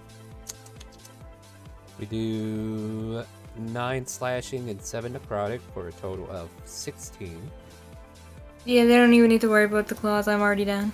And you take 2 failed death saves and give me a con save. Is she gonna end up paralyzed while unconscious? Yep. If they fail. Like the body has it. Okay, they're good. 20. Yeah, the body has its own resistances that are natural, so yeah. Alright, did you roll your initiative there, Findle? No. Well, why are you wasting your time? You should be on the initiative order already. What? Please get on it. Please. Like Oh people are dying. You're like, I'm just here to watch you die. It's fine. Yeah. That sounds like a Fendel thing to do. All right. That does sound like a Fendel thing to do. Fendel wanders in with a basket full of baguettes and is very confused. Yeah. By the way, it's like midnight right now, and the fog in this area is kind of like cloudy a bit in the area. The flame is enough to kind of like light up the place to where the fog is not giving anybody disadvantages through obscurity. So it's like I'm not ruling anything in that effective Healing manner. word. A healing word has been used. Who are we giving it to? Wonder. Wonder? Why? They're fine. I don't know why you're trying to With keep 2 death saves? 7 points of healing. Yeah, let me finish them off so I can get the other cards out of your hand. Alright, so I'm trying to think tactically here. I hate to do this, but Tierra needs to start casting her spell. So she's gonna be... She kind of like calls out, I know this looks grim, but do what you can to get your allies up. I must start the spell. God, what happened? And she kind of like starts casting, and the area kind of envelopes in arcane magic as she starts her survey. The staff will stay reactionary though, so she's kind of like locked in her own scheme. The skull tries to do the same shit again. The staff's like, fuck you. Love it. Wish. A what? You want to allow Robot to make a wish? What? Alright, so Oh my god. unfortunately, Robot is an NPC who, if I was to make the wish for Robot, it wouldn't work properly. So if you can word me a wish, Paulo, for... Wait, that's you, right, Findle? Yeah. What kind of wish would you want to grant for Robot?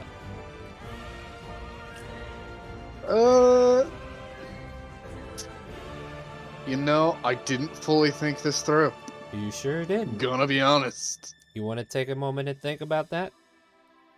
I'm mainly deciding between what's immediately effective and what's really gonna be story intensive. I'm fully honest here. Alright, you go ahead and think about that for a moment. Like, it doesn't have to be honored right away, but you have that there. If you don't use it within the hour, I'll give it back to you. Just remind me, alright? Alright. Alright, so this one creature next to you, Rin. Has fantasy. Yes? I'm double checking some stuff. I thought that was emotion. Yeah, the last thing I want to do is read this guy's emotion. He's got a poker face. Does a, I mean, I could have moved him here, but I didn't, so I won't. 18 hit? No, it does not, does it? It does not. Could you please lower Thanks your AC to- for me? Thanks to those bracers, it does not. It would have before. Gosh. Let's see if Robon has a healing potion. She does. She reaches into her bag of holding and pulls out a healing potion and administers it to Chink. You recover 7 HP as you watch this little girl lean over and shove this bottle down your gullet, and you find yourself coughing up the liquids of this healing potion, recovering 7 points of healing. Are you okay? What? It's dangerous right now. We need everybody on their feet. And she quickly kind of like surveys the area to see what else she can do at this moment. And she will make a stealth check to stealth away. Quick question. Quick answer. If you're giving it as an action, wouldn't it be the full effect? No, that's only in Cookie's game. Oh, okay. And we're back to reality now. Ooh. So Robot slinks away. Mike, death save, please. I'm dying. Don't worry, Mike, I'm You gonna certainly be there with are. you soon. I need the medic bag. Hold on. Ah!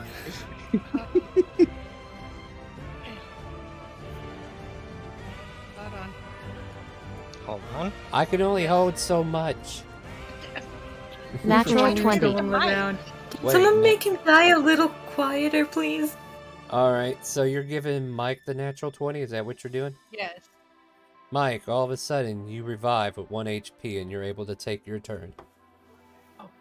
As if you rolled a Mike's natural 20. Mike kind of stands up, coughs up a little bit, goes, "What happened? Oh. And, if I can see what the board looks like, which I apparently cannot, Well, put this back. Let me see the board. I want to see. I'm getting, like, frames. Okay, you're next to this creature here if you want to make an attack.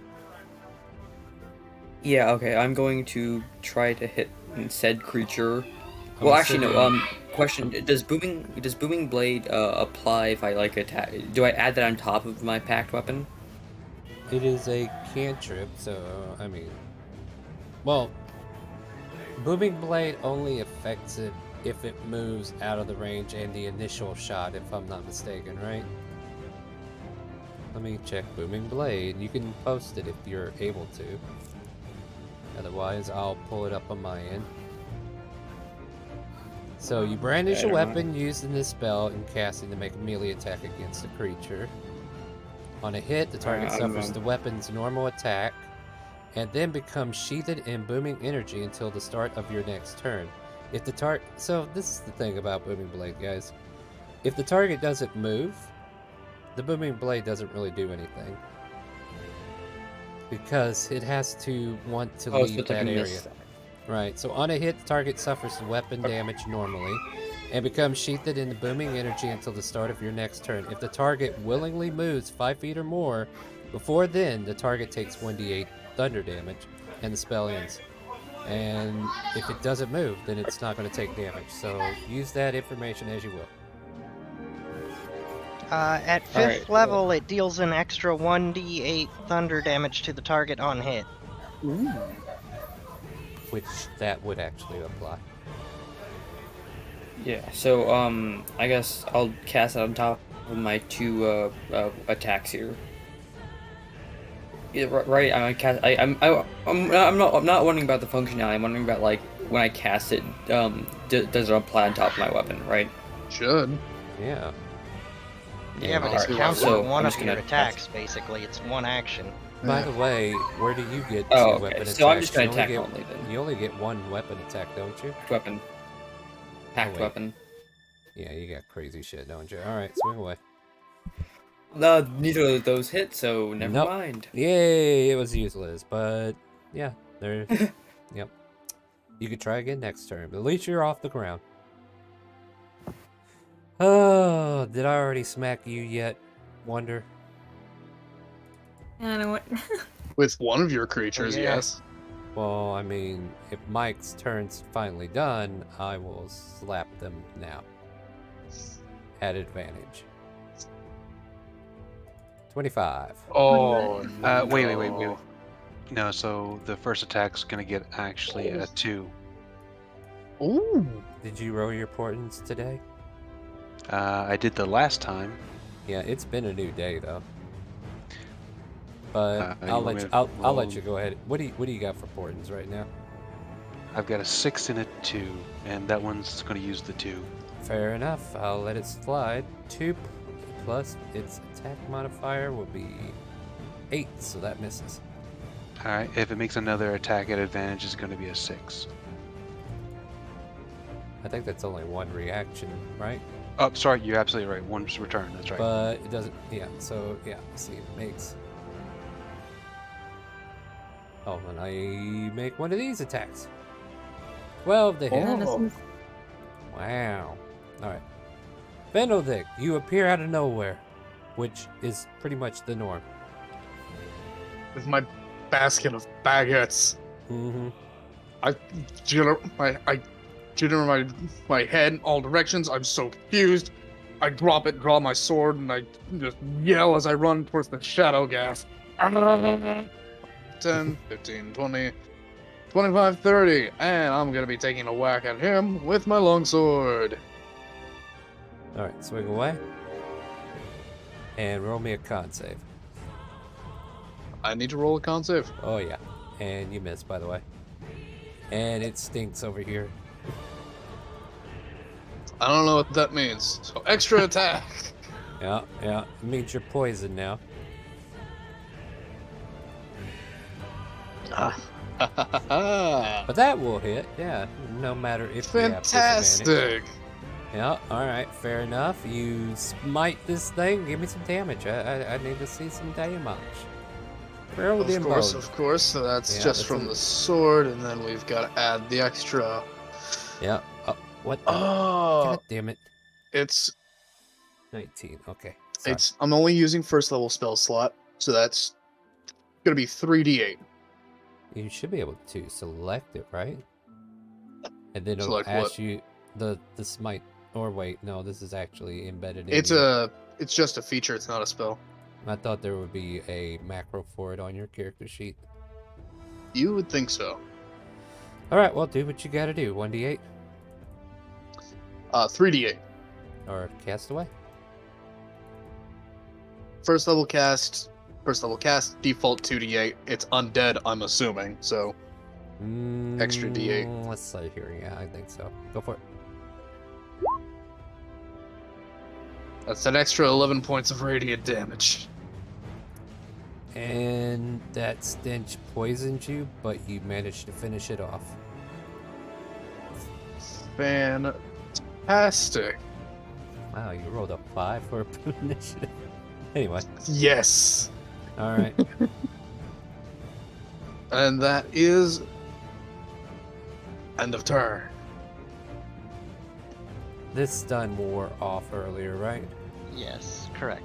Thank you. I was trying to remember.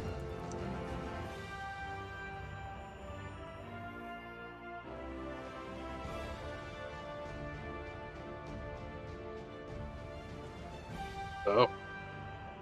So that's what that means. 1, 2, and who else can we pick?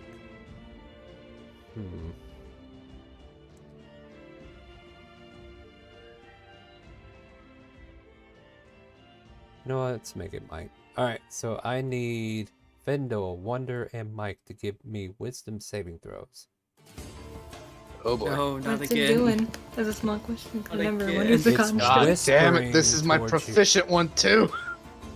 So it chose 3 creatures to That's make 2 net wisdom ones. saving throws. This is psychic damage. Oh, wait, Wonder is useless. Never mind. Because I'm a construct. This thing Here. can't touch me for some reason. Yeah, She sorry. has no thoughts. Her head is empty. Be careful. Here you go, Fendel. Head's empty. 0 thoughts there. Try again if you want. Inspiration. You've been given inspiration. Try again, Fendel. Huzzah! God damn it.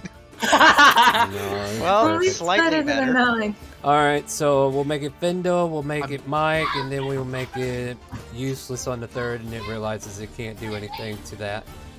Let me get rid of some stuff here. My screen is getting clustered because I wanted to give you guys variety tonight, and I hope you're enjoying it.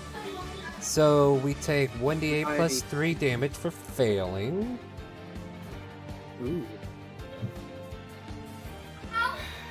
And you must use your reaction to attack a creature of the Alep's choice. And Fendel, I need you to attack Wonder. Oh, jeez. Oh no. Okay. Break it, those low rolls. 10. Yes. Yeah, 10 misses. Perfect. Fendel's low rolling is apparently spread to forced rolls. Correction though, Wonder, aren't you still prone? And I'm at disadvantage anyway. Yeah. On It's on ability disadvantage, checks. Poison. On On a- attack and Huh, can't remember. ability but checks. I thought that was just saving throws inside. Double check. I'll post it. And yeah, on attack rolls and ability checks. There it is. Alright. You're Mike. You also can. That was pretty evil, wasn't it? Yes, you almost killed me again. Hey, I'm trying over here.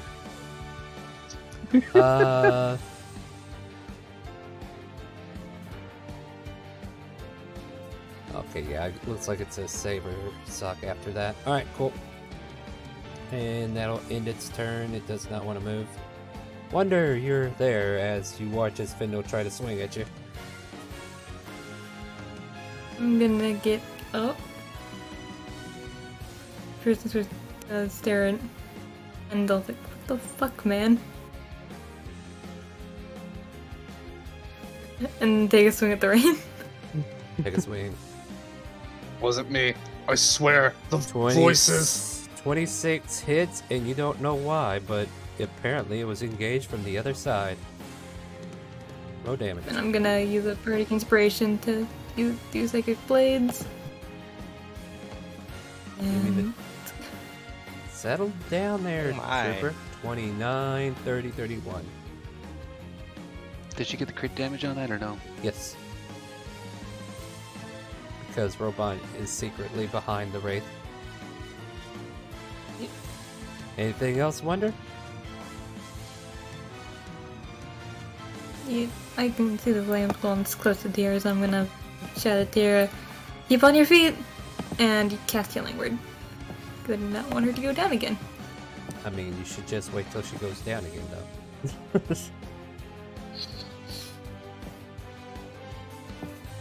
There you go. And, 12. 12. It's a pretty strong healing word. You're giving up. Anything else? Nope, that'd be my turn. I'm gonna try to keep shooting the kitty. Apparently, I have 2 of these shots, and I should have been doing them both. 19 and 22, Shiny. Ouch. We gotcha. No, for 2 points of damage, and then 8 for a total of 10. Oh my.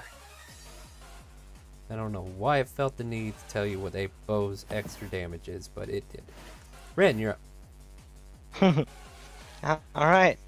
Gonna go back to hitting the Alep since it hit Roban.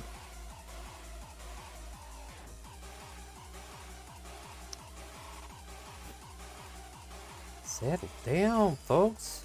Alright. There's from the first one, and I assume it's still up, yeah? Let me make sure I get the right reductions. So, yeah, still there, looking 4 and vaguely 4, available. okay. Yep. Still there. And Alright, so...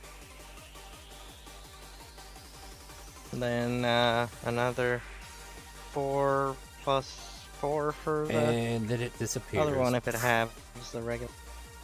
Okay. And then I will use just one normal attack at the Kako thingy here. Nice. Go for it. Okay, that hits. I assume that hits. Yeah. Me chat. Resistance. Viva la resistance. So, pre-resistances, it's 7 and 4. So, 11. With 4 of that radiant.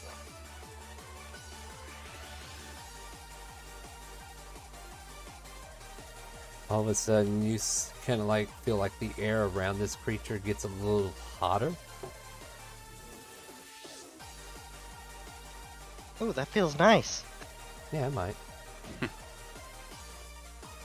that's a total of 15 altogether, right? Alright, Jink, you're up. Alright, Jink tries to tell the Flaming Skull the same joke he did last time. Damn it. Uh-huh.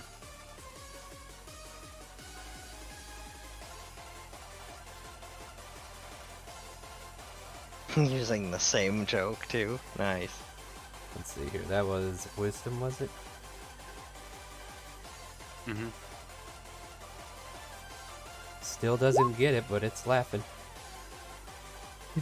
Alright. And with that, I will move 25 feet down to the south.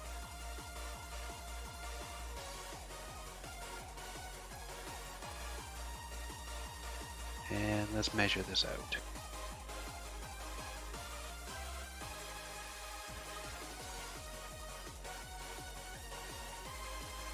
Trying to see what the distance on Misty Step is. 30 feet. At a point you can see. Yeah, that... Yeah, not quite there. That's gonna be the turn.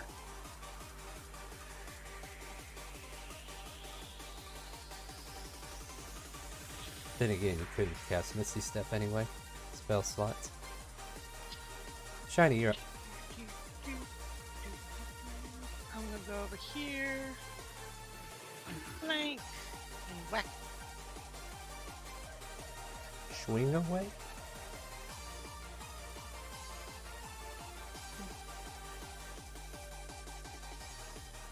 I'm guessing 23 hits.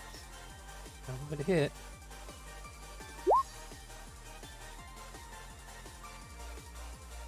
That would hurt. And go whack him again. Well, there's a problem. Oh. He's not there to whack anymore. I mean, Stop it could be beating it dead, whatever that is. You know, it could be a solution to the problem, but it is the new problem. He's no longer there for you to beat up, as you managed to whack him in that last attack. Okay. You stab the in cord? that Yeah, it's a case- possibility. But it disappears. In that case, I'm going to use my feline agility Ooh. to go here. I mean, you haven't moved yet anyway, so you don't even need to burn it.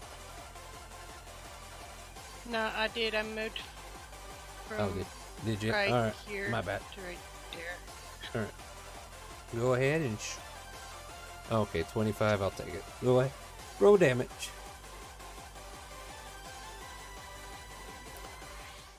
Check something. Because this weapon's not magical, right? No, the second one wasn't. Alright, so you watch as your offhand slams into this white, and it kind of like checks your blade at the cheek and repels it back. It doesn't look like it did as much damage as it could with the offhand. Anything else? Nope, that'd be all. Alright. Quit shooting me with arrows. It pulls out a long sword, says, oh, good. I kinda wanna do something silly. The skull is laughing.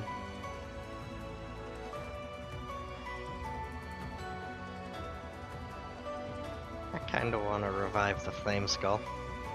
Well, the flame skull's not even dead yet. But Set it it is, more it's on undead, fire. right? Oh. Sorry, we're not working with that right now. Yeah. We'll do like we did with that white before. Oh shit, we should probably buy some melee weapons, Robot.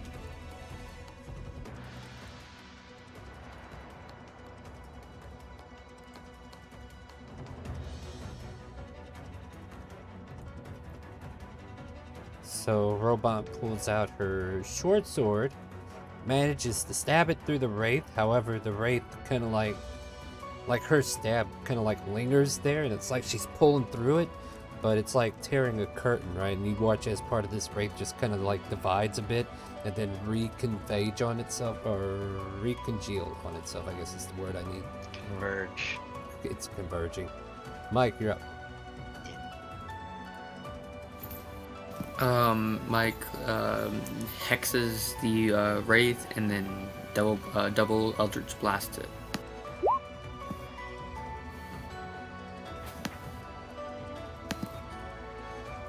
I assume 25 hits. Yeah, that'll be a good assumption. You know what else? The 13 does too. Jeez, that's a low DC. Let me check some immunities here.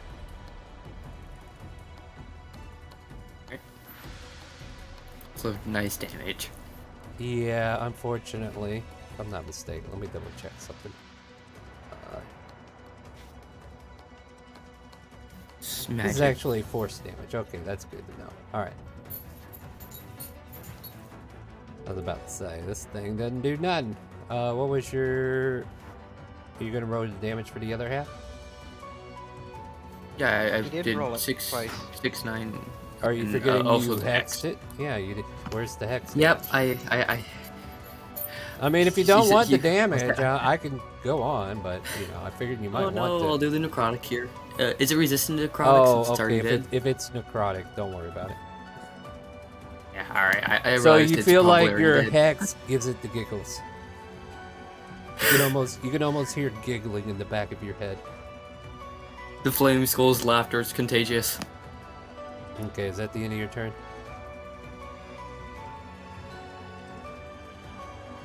I need you to pass, please. Puff, puff, I'm trying puff. to click it. I'm trying to click it. Oh my goodness. Move, please. There we go. Sorry. I'll be right back. Gotta make sure it gets passed along, otherwise how can Star down Wonder for a third time? Yeah, you know what? I was gonna go after Robot, but you make a valid point. Shoink. Oh. Third time's the charm. No, it's not. But 11 misses, unfortunately. I'm pretty sure you have a higher AC than 11, right? Yeah, All right. I have 16. All right, Fendel, you're up. Fantastic. Fendel is going to use his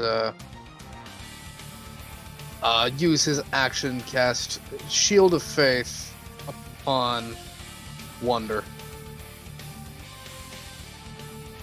Thank you. Don't let the intrusive thoughts win. Stab them first. I'm going to move over a bit. That's weird. I thought Shield of Fate did more than that, or am I thinking something else? You're thinking regular shield, I think. No. Shield is +5 to the caster. No. That's not what I was thinking. Like, I thought it was, like, disadvantage if you attack the person with the Shield of Faith on them or something. Oh no, I think you're that's thinking of something else. That's that is Sanctuary, I think. Oh, Yeah, that's Sanctuary. Sanctuary. Yeah, that's what I'm thinking of. Never mind. Continue. Sanctuary! Yeah, we had a lot of fun with Sanctuary. Anyway, Wonder, you're up. Yeah. Wonder's gonna take Fendel's Bridge the Heart and try to stab the Wraith. Good. Yep, that I'm hits. spending a bardic inspiration for psychic blades. Overkill, got it. Alright, fair enough. Yep. And with that, you managed to kill the creature before you. And Robot kind of gestures, man, I need to get me one of those weapons too. You do. You can buy you when we get back into town, most likely. Yeah, I should have done that before we left, but I didn't think I would be Anyway, she just kind of like rattles on. Is that the end of your turn? Hold on. Let me see something. Yeah, I'm done. Right Yep. now. So, running No wonder. Have a spell slot thing, because you've been burning them. Ability restoration. Ability restoration for Wonder. Wonder. Yeah. The white does as you say, Shiny, and puts the bow away. And swings out twice with a two-handed grasp on a longsword. And 18 is the highest I can get. Yep. So it deals 10 slashing. Ouch. And it kind of like cuts into where the arrows have been piercing you and gets good laceration on you. That will end its turn. Rin, you're up. Alright. Rin is going to go over here and slap Mike upside the head with a hand of healing. Mm-hmm. And then run up here and do the same thing to Shiny. And I will get the numbers rolled shortly, and that'll be the end of my turn. So, are you able to do it twice on a turn? Meantime. Can't I? It says when I make an attack, right? Oh, that sounds like a problem right there in itself. Hold on a second. Why? I have to attack. What's this spelled again? It's Hand of Healing here. Oh yeah. There you go. Am I doing that wrong or reading it wrong? As an action. Oh, yeah. No, I can't do it twice. Okay, because it's as an action, not as an attack. Yeah, it says. Okay. Well, in that case, unless you're gonna let me. When you use Flurry of Blows, you can replace one of the unarmed strikes with a use of this feature without spending a key. Oh, okay. So yeah, okay, I see what's up here now. Alright, so as an action, you spend a key point to touch a creature. Yeah, you can only do it to one at a time. Okay, then in that case, I will do it to Shiny, since they're the one with aggro at the moment. So I will get that rolled shortly, and yeah, sorry Mike, I would have healed you too, but Shiny's actively getting hit right now, so. Interpretation, just so that it's known, is that this is kind of like saying like you can replace one of your Flurry of Blows because you spent the key point already to infuse it with the healing, otherwise you're spending that key point to heal that person with that one move. Yeah, yeah. I misread the first part. I thought it said as an attack instead of as an action. I could see how that happened with the Flurry of Blows mentioned down below. Alright, well in that case, Jink, you're up. And targeting the white. How much health did they get back? I am rolling that right now. 9. Alright, 9 back to you. The white is being attacked by Chill Touch. That'll hit.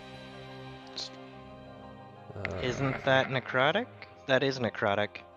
Yeah, but you'd be surprised how many of these creatures can still take necrotic. Right. If it's undead, has disadvantage on attack rolls against me. Nice. Oh, and that's my turn. There we go. It is resistant. As your chilling touch doesn't do as much damage as you thought it would. Okay, good enough. Well, at least it's not immune. Whack. That'll hit. That will hurt. But it is still standing. whack it again. Even if it don't do it. You cut it. You tap it for 2 more points of damage as you get the lint out of its teeth. Oh, thank you. That was bothering me for months. You're welcome, I guess. Wow. Still laughing. And what better target than a laughing skull as Robot pulls out her short bow. Steady aim, sharpshooter, why not? Schmack! 14 hits.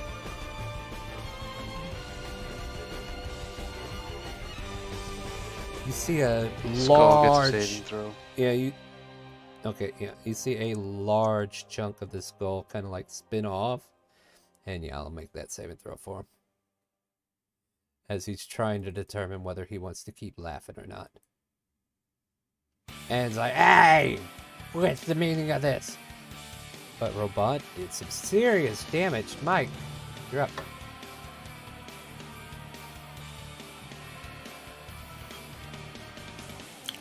Right, this hex clearly is not going to do much here. I am going to... Let's Eldritch Blast that, well, no, the skull's not going to do much. Let's Eldritch Blast the white here.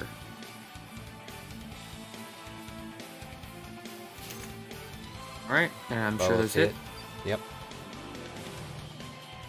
Well, man. In 22. Well, I love Warlock. I guess I have to give you a kill, as you've been stealed from Shiny. It's alright, as long as it died.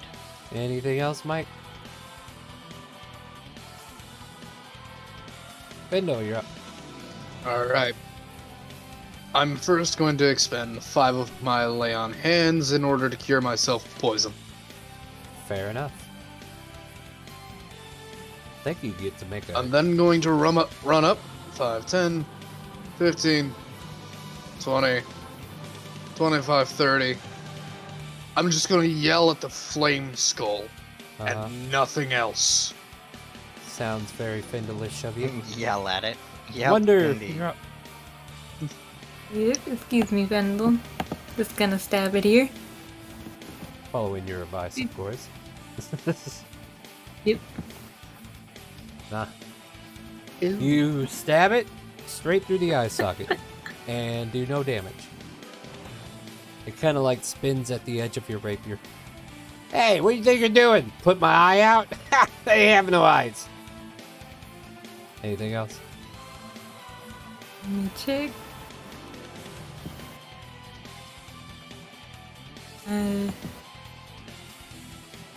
No, it seems nice enough laughing. I'm gonna cast Healing Word of myself. Like, I'm not gonna fucking die to this thing. Hell no. You've got an extra +2 to your AC. You're fine. Vendel, it's a flame skull.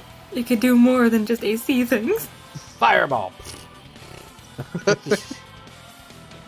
You can't cast Fireball. You are the Fireball. Heal for 16, and then you do 12 points of damage to yourself.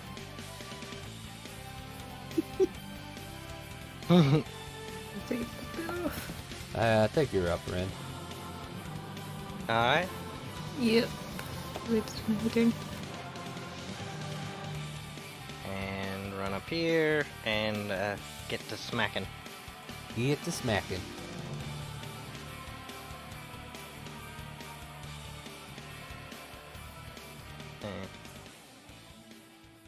First one definitely hits. Second one definitely Divine hits. favor. Yeah. I was getting to it.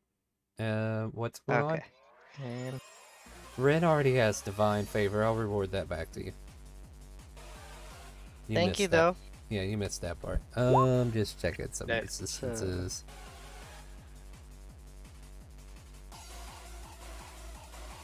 Alright. Good news. Looks like you destroyed it the rest of the way. Woohoo! Yeah, so you guys watch as this thing spins on the end of the rapier, then all of a sudden you come in and just smack this thing until it cracks and breaks and falls apart. I'm just picturing Rin running up and just like smack it along the side to make it spin faster and faster until it just flies off. You know those speed bags?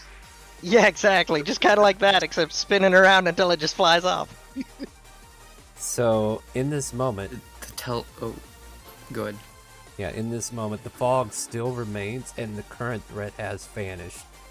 However, Tiara's in the middle of her cast and still waiting to see if there's any further threats.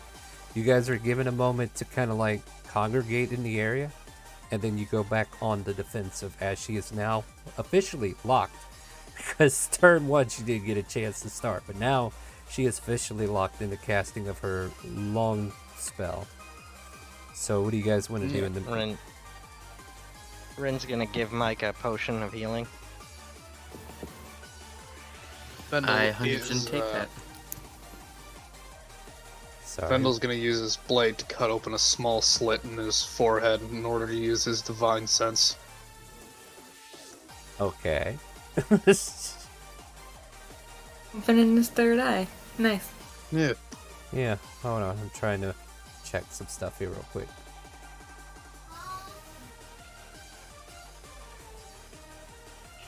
How much is a potion of greater healing? 44 plus 4. 44 plus 4. As far as like you're trying to sense if there's any further undead, right? 15. Correct. There's like a fragment of undead still igniting from here, but you know, you destroyed the skull. I go over and I start stomping on the skull repeatedly. I mean, you do so, and it's kind of like a quarter that's lit up, right? And you basically stomping that quarter deeper into the ground. Yeah, that's Fendel's Fendel's just gonna keep going until he doesn't see skull anymore. It doesn't go away. But then he's still pounding. So Findel's going to be over here for at least an hour, pounding away with his feet against these remains of a flame skull. What are the rest of you doing? Wonder's gonna administer it. Alright, I heard Wonder. How much healing does a potion of healing do? 2d4 plus 2? Wonder, go ahead. Wonder's gonna administer a greater healing potion to Tiara. She doesn't take it. No, keep your stuff. I'll be fine. Alright. Shiny, may I have one of the holy waters for a second? Yeah, I hand you a holy water. Amelia coming over here. Fendel, can you stop stomping on it for a second? Fendel pauses with his knee raised up. I'm just gonna kneel down. Spark still flickers, if but faintly. I'm gonna sprinkle some of the holy water where the flame skull is, and then it's gonna go around to where the other things were and sprinkle some holy water there as well. Well, no more fragments. The holy water cleanses the area the flame skull occupied. And the thing is, anything else that was around just dissipated. Only the skull had remains. Also, sorry, but, Star, I figured out what that wish was gonna be. What do you got? Robot's deepest desire is fulfilled. She's reunited with her mother. What? You just killed Robot. Robot is no longer in your party. Oh shit! What the fuck, Fendel? Why? I'll go over it later in post, but maybe Findel's wish didn't go awry as much as you guys are assuming.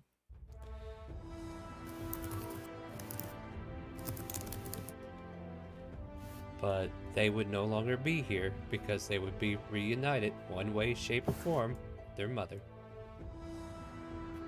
Is it possible for me to pick up my ball bearings? No. Yeah. It's not No. possible. What? 1, it's dark. 2, they're scattered all over the place. You might get a handful of them, but most of them have been scattered already, thanks to the lovely animals that kept tripping up in them. Wait, animals were coming this close while we were fighting? Right? No, they were. You have been sitting here for over 6 hours. Wait. You were You said here we were at gonna be here for 7, 8, 4. 9, 10, 11, 12. Yeah, it's about 5 hours. You set this up as soon as she got here. It was like 7 p.m. when it started. 12 o'clock's whenever she was able to do her thing. All I'm saying is, it's impossible to get all of them back together. If you use it again, it's only a 5-foot square. Okay. Tell you what, no. Let's do a fair shake on this, right? Same as arrows, right? Let's make a survival and see if you can gather a good majority of them to compensate. All right. So get a good survival, you can get most of them, but otherwise it'll be a deplenish stack. 14, you get half of them back, so yeah, it will reduce to 2 5-feet squares. We'll call it 2 5-feet squares instead of like a 10-foot square. Does that make sense? Yeah. So like you could pick 2 5-feet areas to be where the marbles are, but not 4 in this case, which would have been 10-foot square.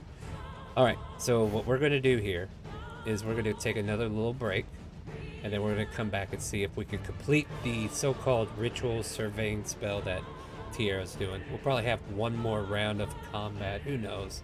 We'll see how it goes. But without Robant, our ace, oh my god. Yeah, your ace is going, guys. Thanks for the wish. I don't know. What I was anticipating. You basically What did you gave me my wish. Your wish is to remove Robant from the game? Pretty much, yeah. That way I don't have to play her anymore. At least, you know, in the moment. You know, anyways, we'll be right back, guys.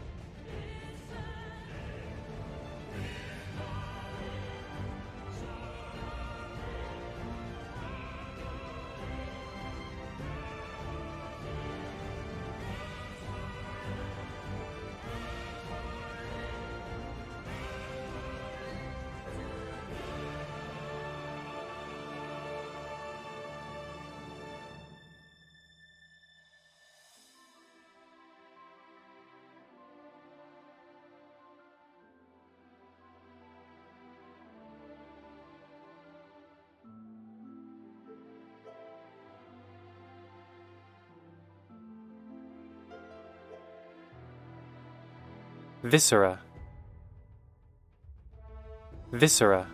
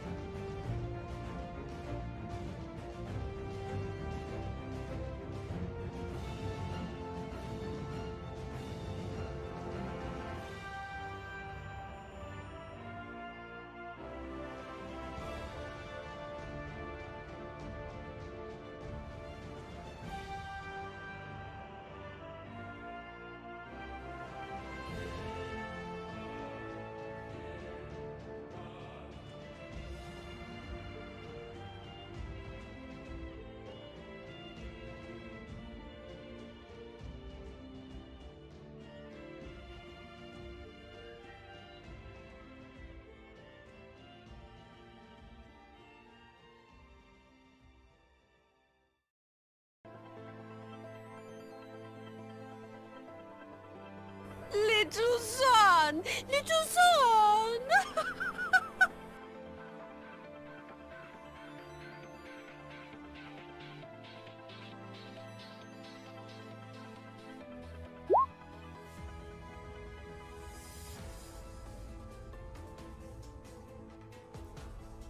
Hello, hello. We are back from break.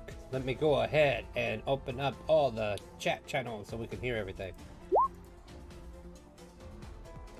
Alright. We're gonna try something new, though. So you guys are healing up. That's fine. You can do that. The incantation that Tiara's currently doing, and because a wish spell has been cast to give Robot her wish, you guys are in quite a predicament. One of your star aces are no longer here to help you. But I want you to play a little word game with me. We're gonna have combat, right? But I don't want to use the traditional method this time because here's what happens. You guys find yourself surrounded.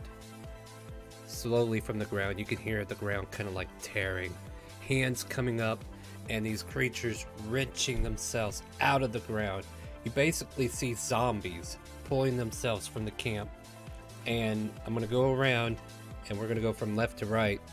You're going to give me your best scene possible of how you can eliminate a few of these zombies.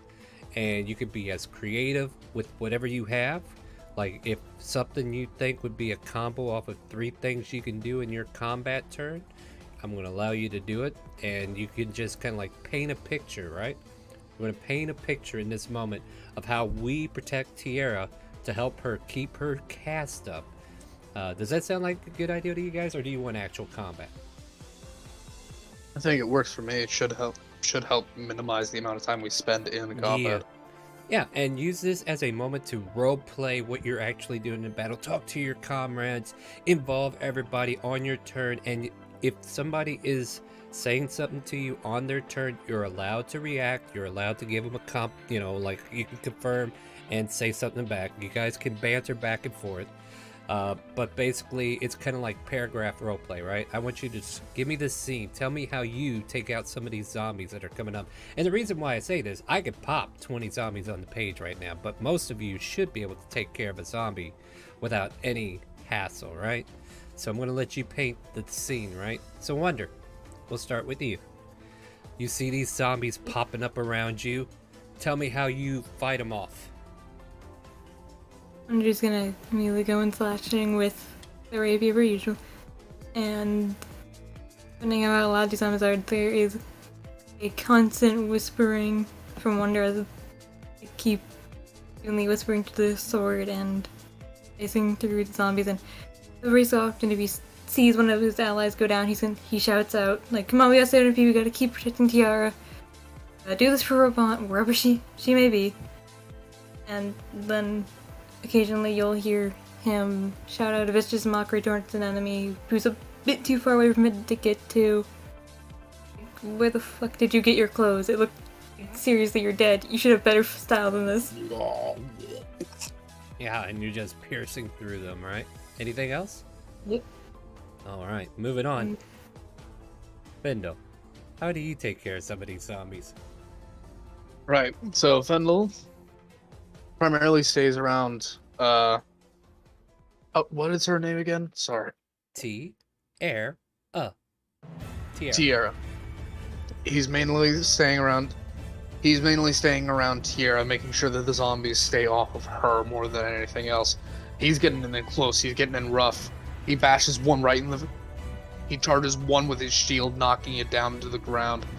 Chops the head off of another as 2 start coming up on him. He takes his long sword and plunges it through both of their abdomens before using a divine smite to burn them both. Boom. Like a well-cooked kebab. Toasty! And, yeah. Anything else? A lot of ass kicking. Damn right. Yeah, you turn around and explosions happen behind you. Red, you're up. Hey, Wonder, you still got that oil? Yeah, I do. Need it? Yeah, that'd be helpful. There you go. Yeah. Rin gonna take the oil and splash it across the group of them there, as many as she can get it on, and grab one of the sticks from the fire and light her up. You then have start flaming zombies coming after you. Yep. This is how the explosions start. Yeah, this is how the explosions start. Clearly. Clearly. This is the beginning of the explosions. Yeah. You hear a bunch of fuses. Yep. Rin stole your plane. Oh no. Yep, that's Steeler. Anything else? Yep. Yeah, gonna be running around to any of them that end up getting too close and just trying to rip their limbs off, basically, because she's short. Yeah. Just gonna disarm, unleg, whatever you want to call it, them. Immobilize. Yeah. Yeah. You're proficient in bludgeoning weapons, right? Yeah. Yeah, there you go. I'm yeah. gonna beat you with your own fist. Yeah, that counts as unarmed, right? Sure. Yeah, quite literally in this case. Yeah. The arm has been anything Perfect. else? Anything else? No, there, that's all I got for this. All right, I think you guys are doing great. You're painting a wonderful picture. I love it. Shiny, what do you got? Since they stole your plan. I'm still gonna do my plan. But instead of using 2 flasks of oil, I will just use 1 flask of oil and pour it on as many as I can, and take one of my candles, light it with the fire, and throw it at them, and then whacking them with my sword, trying to take off all heads I can. All kinds of maneuvers and actions. Anything else? Nope. And explosions. Kaboom. So many. No, don't worry. I got your explosions coming soon. All right, Mike, what do you got? Mike's kind of like trying to stay away. He's kind of enough of just getting hit today, so he's kind of playing it back. If something gets too close, he either stabs it with his packed rapier, or just crushes its head, just stomps on it. Anything else? And yeah, keep going. What? He also does a bit of like Eldritch Whispers and just kind of weird like notations, some hexes and so on. I don't know. Yeah, this is your chance to be a badass. Paint your picture day. Alright, is that all for you then? Yeah, pass it on. Alright, Chink, you're up. What do you got? I'm gonna take advantage and try to get as many people, or as many of the zombies as possible, into capture a web. Once that locks down a number of them, any stragglers that pop out, I'll hit with raw and blinding ice, and hopefully that really reduces the number of loose zombies running around for the party to handle, and anything that gets too close, effectively I'm just going to move out of the way, try to keep in range of raw and blinding ice again, and Misty Step it for more. Right on. And as you're kind of like finishing up, your webbing is catching some of these that got caught with oil, and then all of a sudden there's a deep sizzling sound entering the camp, and a lot of these zombies are starting to combust, and the staff that's kind of like being used also in the ritual, whatever Tiara's doing, like she is definitely focused on the spell and not able to cast. However, the staff kind of like looks around, it's like, yeah, explosions, let's do that. And you guys watch as an array of like magic missiles fly out and greet the flaming skulls of these zombies, and boom, boom, boom. In succession, all these zombies around you start exploding, and Bindle's not looking at it. Yep, walking away, slow motion, not looking back, go. clearly.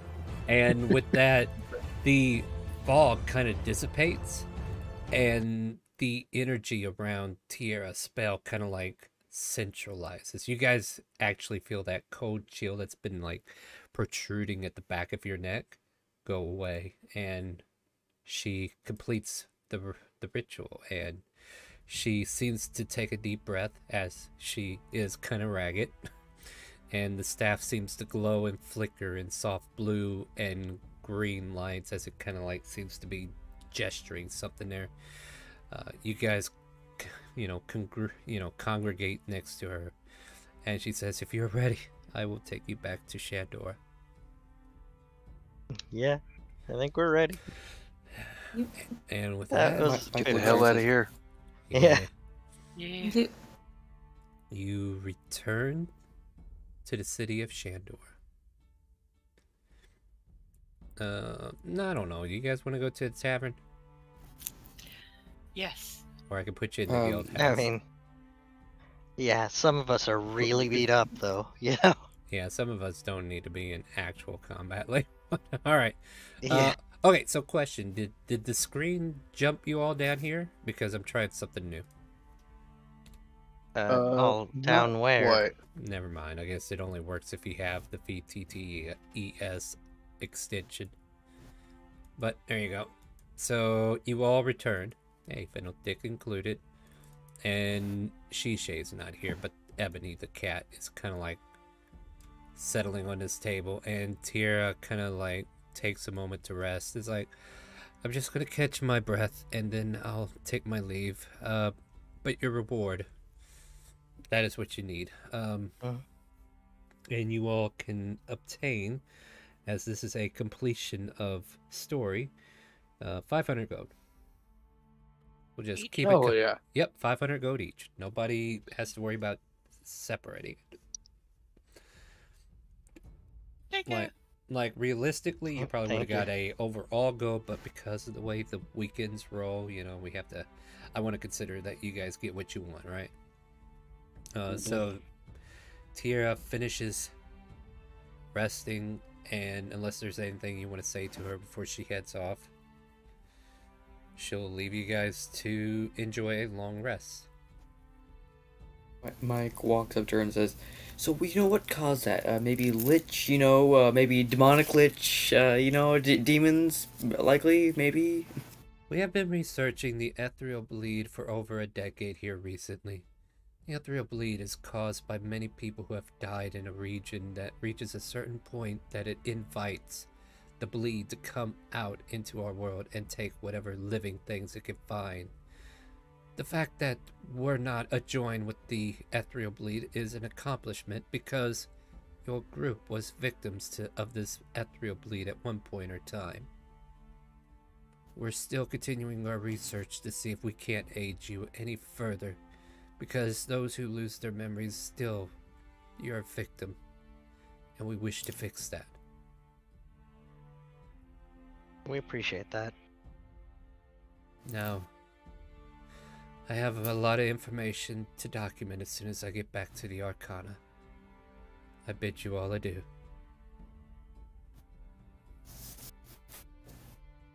Take care. Good night. Yeah, and she kind of like stands up. The staff seems to be flickering several different colors of green, blue, teal-like colors, and then eventually she dissipates and vanishes with a teleport spell.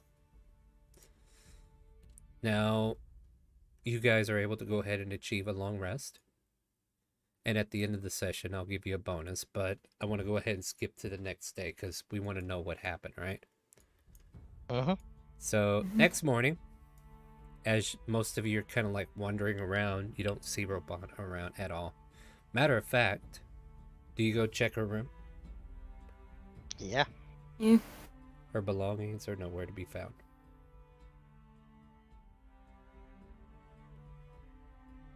Oh god, And just to be sure, we do remember her traveling with us and stuff up to this You point too, are right? It aware didn't, like, of rewrite who she is. reality. Well, Okay. for you guys, you do remember her. Yeah. Because I think Okay. this will be even more fun for me. Shishay walks in and sits down and starts doing the books. What would you all like to do as the new morning arrives? Shisha, have you seen Robot? Who? The little girl? When have we taken in a little girl? Oh no. Are you guys delusional? Wonder. Yeah. You remember her, right? Yeah, I do. We put a lot of money into her. Yep. Meow. Wonder. Evan.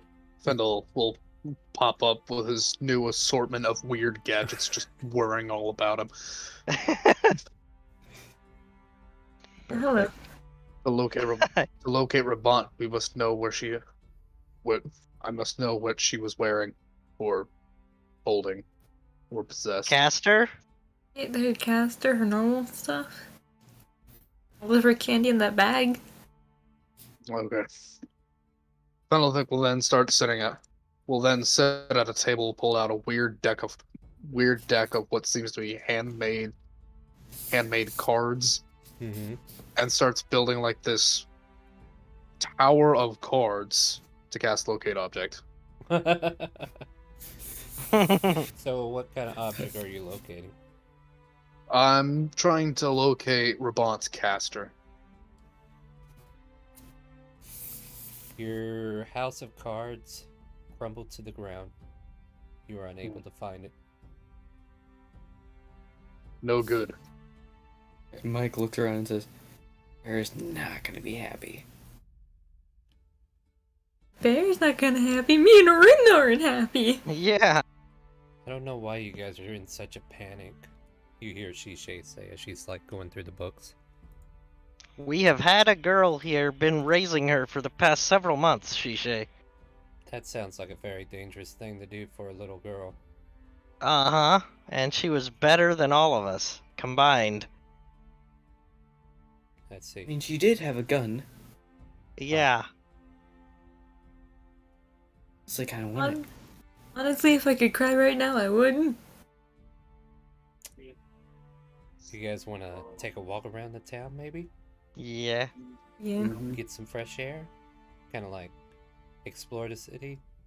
Chase. Might as Yeah, well that see if sounds like a anyone's good seen idea. Rabant. Yeah, alright. Sounds fair. So you guys find yourselves like in this moment of she's gotta be somewhere, right? And you start to kind of like look around the city, trying to find traces of her, right? Give me... Well, okay, so let me ask you this. Are you all looking together, right? Do you want to give somebody advantage on an investigation check, or do you all want to kind of make your own? If you make your own, you're kind of instigating that you're breaking away from the party and trying to do your own search. But if you all want to work together, you can give somebody with the better stat to investigate. Spendel is going to wander off on his own to try to find With Rabant. wonder. Okay, then you two give me individual investigations.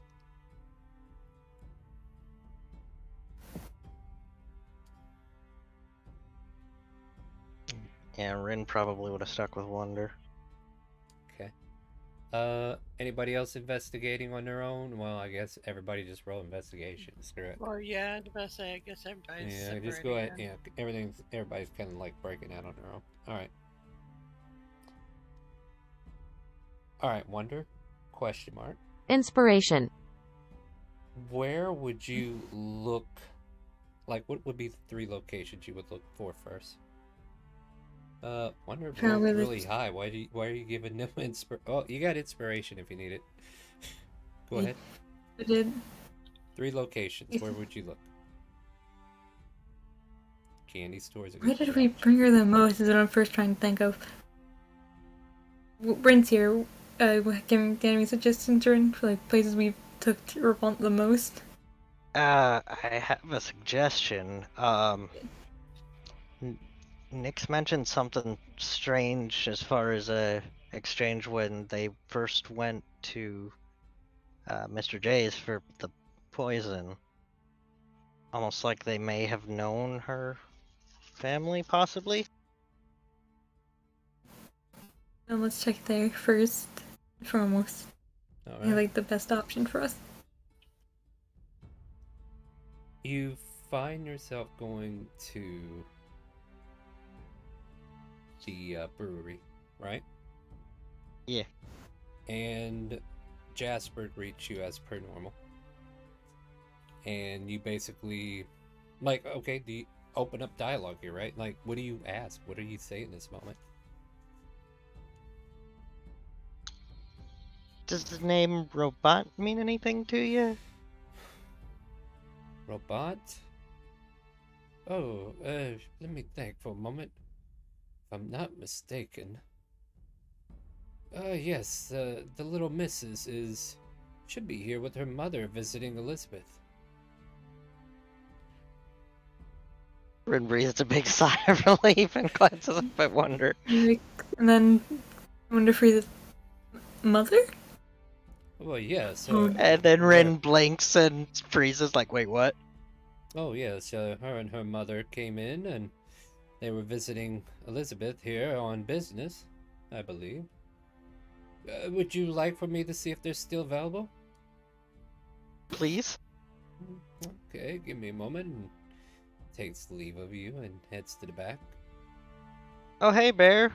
You're just in Hey, time for us Bear. to find Robant again and find out that she has never actually been with us, apparently. Uh-oh. Uh-oh, indeed. As you, Spaghetti-o. Jasper comes back out and you see a older woman with red hair spiraling around her shoulders and soft white streaks going through the forehead of it all. And on her right hand, you see a familiar face of Robot, who is now reunited with her mother. And they kind of like stammer out. It's like, I'm sorry, can we help you with anything? Says her mother. And Robot looks like she's never seen you guys before. Like she thinks you're here to talk to her mom. So she stays. Me and my friend here have heard of a promising young girl. Oh? Just a Turavant. And I wanted to give her a gift to help her on her venturing things in the future. The little girl looks up at you a little concerned. And the woman turns to her and says, well, if it's a gift, let's at least see what it is. Okay. And when she's gonna kneel down and take out their +1 rapier and carefully pass it to her bond. Gonna need a... You're finally going out to venture, you're gonna need a decent melee weapon. She kind of like looks at the weapon and her mom instantly takes it away. Okay, we'll use that later. I don't need to train you right away in that now, do we? Rubs her hands through her hair. It's like, are you sure you want to give that to me? Yeah. Like I said, we heard you're a very promising young girl. And both me and my friend Rin here really want the best for you. She gives a smug little look like Anya from Spy Family. I'm special. And mom just leans down and gives her a kiss on the cheek. Of course you are. Now we better hurry. We gotta catch that ship from Pearl Lance to get back to our home. And they both bow to you and wave. Nice seeing you. Nice seeing you too. Warm winds to you both. Yep, warm wind. Well, and yep, and unfortunately, they go out into the streets. And they move towards a... Now, because I have to follow along with other people, here, I'll give you a moment to kind of like tell me what your afterthoughts here as you're kind of like left in this space with Jasper. Will there be anything else for the pair of you? Nothing else today. Thank you, Jasper. Very well. That wine should be done within about a half a week, so you can check back when you're able. Remembering the strawberry wine that we talked about. Thank you.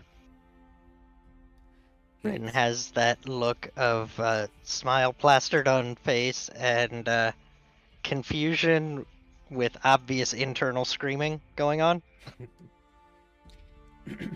Alright, I'm going to skip past you two a bit because there were some really high perception checks. So we're going to continue with the cameras following Robant and her mother as they seem to be going to a stable.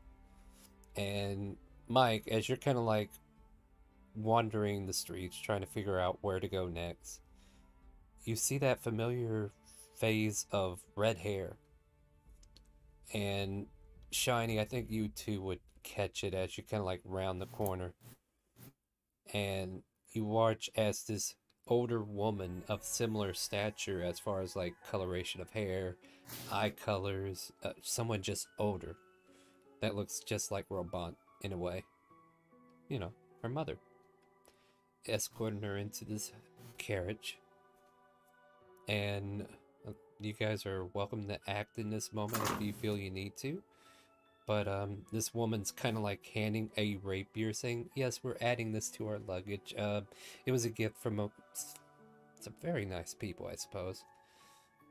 And the stagecoach guy's like putting it in their luggage. Is there anything the pair of you want to do in this moment?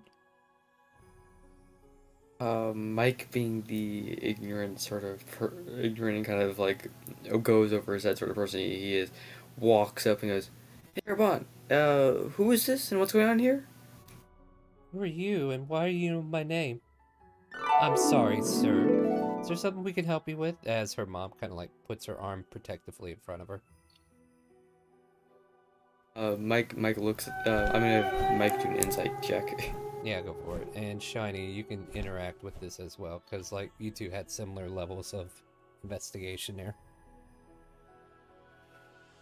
Are you going somewhere, Robot?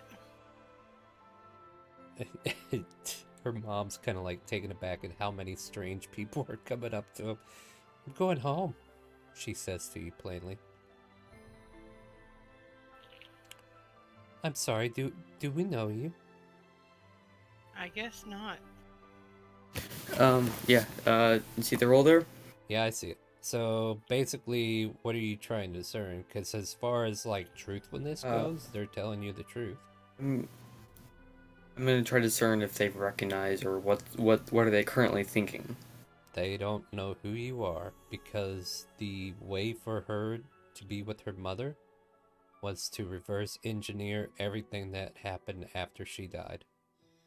So if she never died, she would never have been captured by the goblins. She would never have fallen into your group, and you guys would never have taken care of her because she would have been in the care of her mother this entire time. Mike looks at the dude, kind of has recognition look on his face, and goes, "Oh, wrong people. Sorry. Strange that there's two girls that look exactly alike, named Rabant. My bad." And pulls Shiny, I think. Yes. Me right here. Yeah, Shiny away and goes, "Don't talk about it. I think I have an idea what's going on here." All right. They kind of like look perplexed. Fair, just because you came back in an awkward moment, would you like to roll an investigation to see if you can catch this before they head out? No, I mean, I would have been with Wander and Ren, and the only thing I would have done is insight to see if she was being honest as far as not recognizing us. Alright, I wasn't sure how you wanted to insert yourself there, but I'm okay with that, yeah. So, like, I'll kind of, like, reverse a moment, too, like, in case there was any interactions you want to do. But, yeah, as you're inciting that moment before they walk out the door, yeah, she has no recollection of you. And just to kind of, like, recap, there was a wish spell that was cast in her favor from Findle, who said that he wanted to give her what she wants, her mother back. Okay. And in that moment, when that wish was completed, she was removed from the battle. And, you know, you guys kind of like spent the night wondering, where is she? What happened? And then the next morning, you know, he kind of like set out on that purpose to see if she even around town, and found her here at the brewery with her mother visiting Elizabeth. And they are preparing to head back to Pearl Lance to return to the Timorian Kingdom. So, Okay. yeah. As far as insight goes, yeah, they are telling you the truth, as you already know. Anything else? No, if she has her mother back and she doesn't remember us, Bear would say absolutely nothing. Maybe give her some candy. Oh, yeah. She is getting all the gifts today, guys. And with that, Bendel, you just keep searching and searching. And it makes sense, because, you know, you have a very strange way of searching. And Jink, not really fully knowledgeable, or maybe not fully invested. I don't know which, but unfortunately your investigations didn't lead you to them in time before they took off. The carriage strolls its way out the eastern gate of the city, following the main road that leads over a 3-day period to the city of Pearl Lance. From there, our little robot will hop on a ship with her mother back to Timor proper.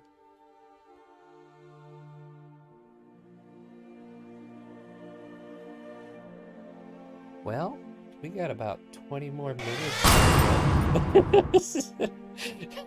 What's wrong? Broken heart, Red? You know what? I'm gonna pile onto this thing if Jinx wants to ask Wonder about their origins again. So Nah, yeah. I'm gonna let that ship sail. So let's like you guys managed to reconvene after finding out all the information, and you could share it with the entire party as you see fit. She just seems very locked in her place, doing the paperwork, keeping the books. Ebony's so often like getting in front of people's way and just kind of like making people trip over it, and then just leaping on tables, and then just demanding scritches. Meow. I'll pet Ebony. Meow. And yeah, Ebony seems appeased. What do you guys want to do in this moment as you all kind of like come back with the information that you have received from your outing? Mike pops open the wine he bought earlier and says, "All right, well, I think everyone here probably needs a drink." I'll take a drink. Yeah, and, Pendle wanders in last minute. Yeah. I still have not found her. I know not where she has been. We did. Um, Her mother's alive, and she doesn't remember us at all. Where is she? They left. Mike They went looks home. back at Mike There. looks back at Oh? Mike looks back at Findle and goes, "Yeah, I think there's some sort of timeline reversal shenanigans going on here. I don't really know what exactly changed, but something did." He's gone. Yes, they're gone. Pendle slowly wanders over to one of the tables and just quietly sits down. So when we get back in, Bear goes immediately off into the kitchen, doesn't say anything to anybody, and after a few minutes comes back in with a tray of hot chocolate for everybody to toast our missing friend. Because if we're gonna toast Robant, we should do it with candy. Great. Mm-hmm. Pendle lifts his mug and clinks if anyone's nearby. Yep. Oh, Mike sighs and goes, "My chocolate does not work with wine, but so be it. For Robant." Agreed. Ren heads over to Fendle's table and sits quietly and toasts with him and doesn't really say anything else to him. Really just sits. A messenger. Oh, go ahead, Wonder. I'll wait. I'm just gonna go stand by Baron's kind of a comforting presence next to him. Say anything, just gonna stand there.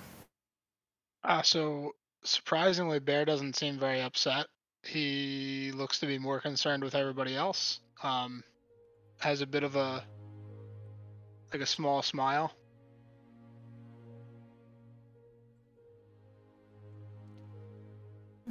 All right. As you all are kind of like grouping and enjoying hot chocolate in honor of Robant's celebration, a messenger comes through the door with a square case. Actually rectangle, I should say. Probably about 3 feet wide. Probably half a foot tall, what have you, but hands it off to Shishe. And Shishe kind of like reads the card and says, "Huh. What's up?" I've been given a box here to assess a certain item. What could it be? She flips the lid open. The caster sits in front of Shisha. And I think that might be a good place to end tonight's game. Dang it, that's what I might immediately try to snatch that up. Oh no. Oh, that would be bad. That's gonna be very bad. Yeah, Bear would Yeah, slap that out of your hand right away. Enran would tackle you for it. Yeah, you would just be getting it from all sides. Okay, I'll say we got a little bit of time though, but here's kind of like the deal. Like, you see in the case the caster itself, so I'll give you guys a chance to react to this moment before we end. And you see her looking at the note and the caster itself. Apparently, we need to take this to Professor Smithersmon to examine. A friend of the group wishes to know if it has any value. That is a very dangerous thing. Especially if you can't. She should you cast magic? Do you have magic ability? She picks it up. Nothing happens. Okay, that answers that. Perfect. Yeah, Alright. She looks at the metal, kind of like at the weirdness of this creation, and I don't know, like, do anybody want a graphical look of what this thing looks like? I can probably find the image I have. Yeah, may as well throw it up for the audience if nothing else. Yeah. So if anybody else is wondering what it looked like, here it is. And these are the shells that she had with it every now and then. Yeah. Speaking of, Rin's gonna make her way over there and see if there are any of them in there with it. No, doesn't look like there's any shells. Just the caster itself. Okay. Apparently this was found somewhere, and the person who is requesting appraisal is wanting me to take this over to Professor Smithersmon. So I'll go ahead and get that out of the way. And she just kind of like closes the case and kind of like sets up her desk and takes the box and prepares to leave for the moment. Don't let anyone who can cast magic touch it. Understood. Mike look at the ring goes. Look at the ring goes. Wait, what's wrong with magic casters in the weapon? We never said what it actually explode. was. Or I don't know. Did anybody actually say? I what it was? think he Nobody said what's with casters in the weapon. Oh. So. Yeah. Okay. Actually, that would be fair. Never mind. Like Yeah. you did. Like, yeah. I'm trying to work with this. Yeah, alternate like magic timeline. casters and that weapon. Yeah. Yeah. I don't think we've actually said it's a caster yet, but Rin's basically said that casters shouldn't touch it. Yeah. Oh yeah. And that it's very dangerous, and so could be inferred to be a weapon. Yeah. This is a boomstick that detonates when people who can cast on their own touch it. Yeah. Yep. But at any rate, And we just rebuilt this house, damn it. Yeah, No blowing up again. And with that, like, she nods, acknowledging, it's like, no problem. The people I'm taking it to are appraisers, nothing more. And then Professor can look it over. Just fair warning. We've been there, done that. It wasn't fun. Yep. And she takes her leave, and as she leaves, you're kind of like, I'm almost certain that maybe I'm assuming, but most of you are probably like a warmth with a sense of accomplishment, maybe, or maybe like, what just happened? Maybe you're still lost in that thought of what, how, what, where, when, how, why. But reality works in strange ways when wishes are granted. And yeah, in order for this wish to come true, our little robot may be making a trip all the way to Timor. And who knows, maybe you'll see her again in Ivanera as a full-grown adult. Well guys, it's been a wonderful session. You guys are always fun. I'm glad to have you here. We're going to go ahead and end the session there, and I want to let you know that tomorrow night at 6 p.m. Central, we are going to play some more D&D. If you haven't heard about it, Ivanera is a campaign that's taking place where it's an open roleplay. So if you want to enroll into Ivanera, you can become an adventurer who is taking courses to become a better adventurer. Once you leave, you will have credentials that say that you are specialized in whatever it is you're trying to learn at Ivanera to help you grow in a career. It's kind of like college as far as we're concerned. Like, this is a college for you to grow and become more proficient in your choice career. And yeah, you basically will spend time learning whatever it is during the day. We visit you in homeroom for roleplay between players, and then the after school. Maybe you're going to go on field trips. Maybe you're going to do some activities that require you to actually adventure. You know, apply what you learned in the physical field. Take up adventuring quests also might be a thing. But right now, we are still on week 2, basically, our second week of gameplay. So if you want to jump in, now's a good time. Get divided into the proper house.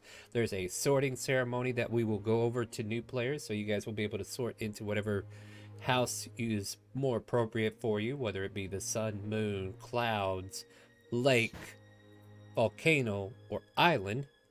We can find out tomorrow at 6 p.m. Exclamation mark Ivanera should work in Twitch chat if you want to try that. It'll give you a link to the game.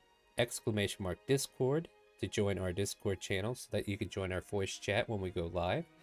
And yeah, Sunday is our podcast between me, Nameless, and Dead Meat, where we talk about D&D stuff. However, we're putting that on hold right now. I think real life has got its fangs in Nameless, and he needs time to deal with all that. So we want to bring the podcast back. It's been a lot of fun just kind of like talking about D&D stuff and building, world building and stuff like that.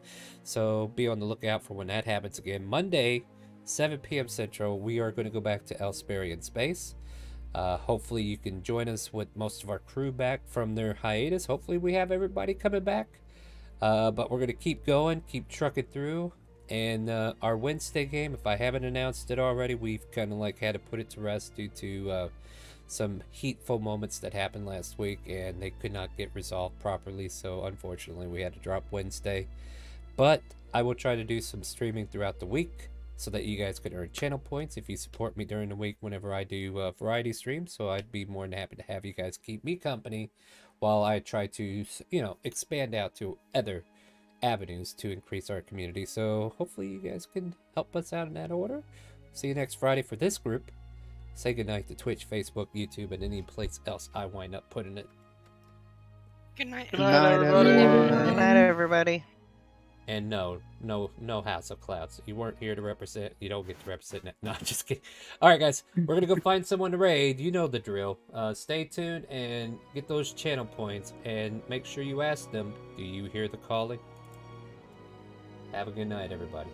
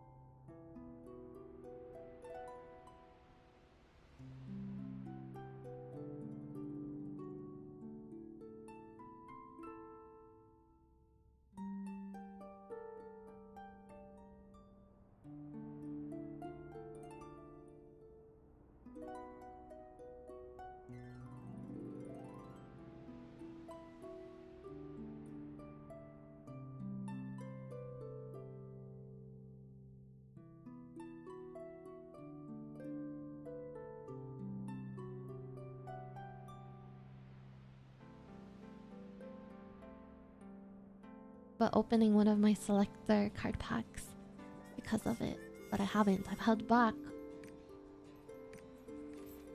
Hi, ChaoticCalling. Welcome. Oh, hello. How's your stream? What you guys do today? Do you hear the calling? Do I hear the calling? I do. I hope you had a fun D&D stream. I popped like 4 selection packs. I was thinking about it, Metronome, but apparently it's better to wait for like later. to help complete the 30. Dean, thank you so much for the 6 months. Thank you. I really appreciate it. I hope you enjoy your Hana emote. Hana, Haido.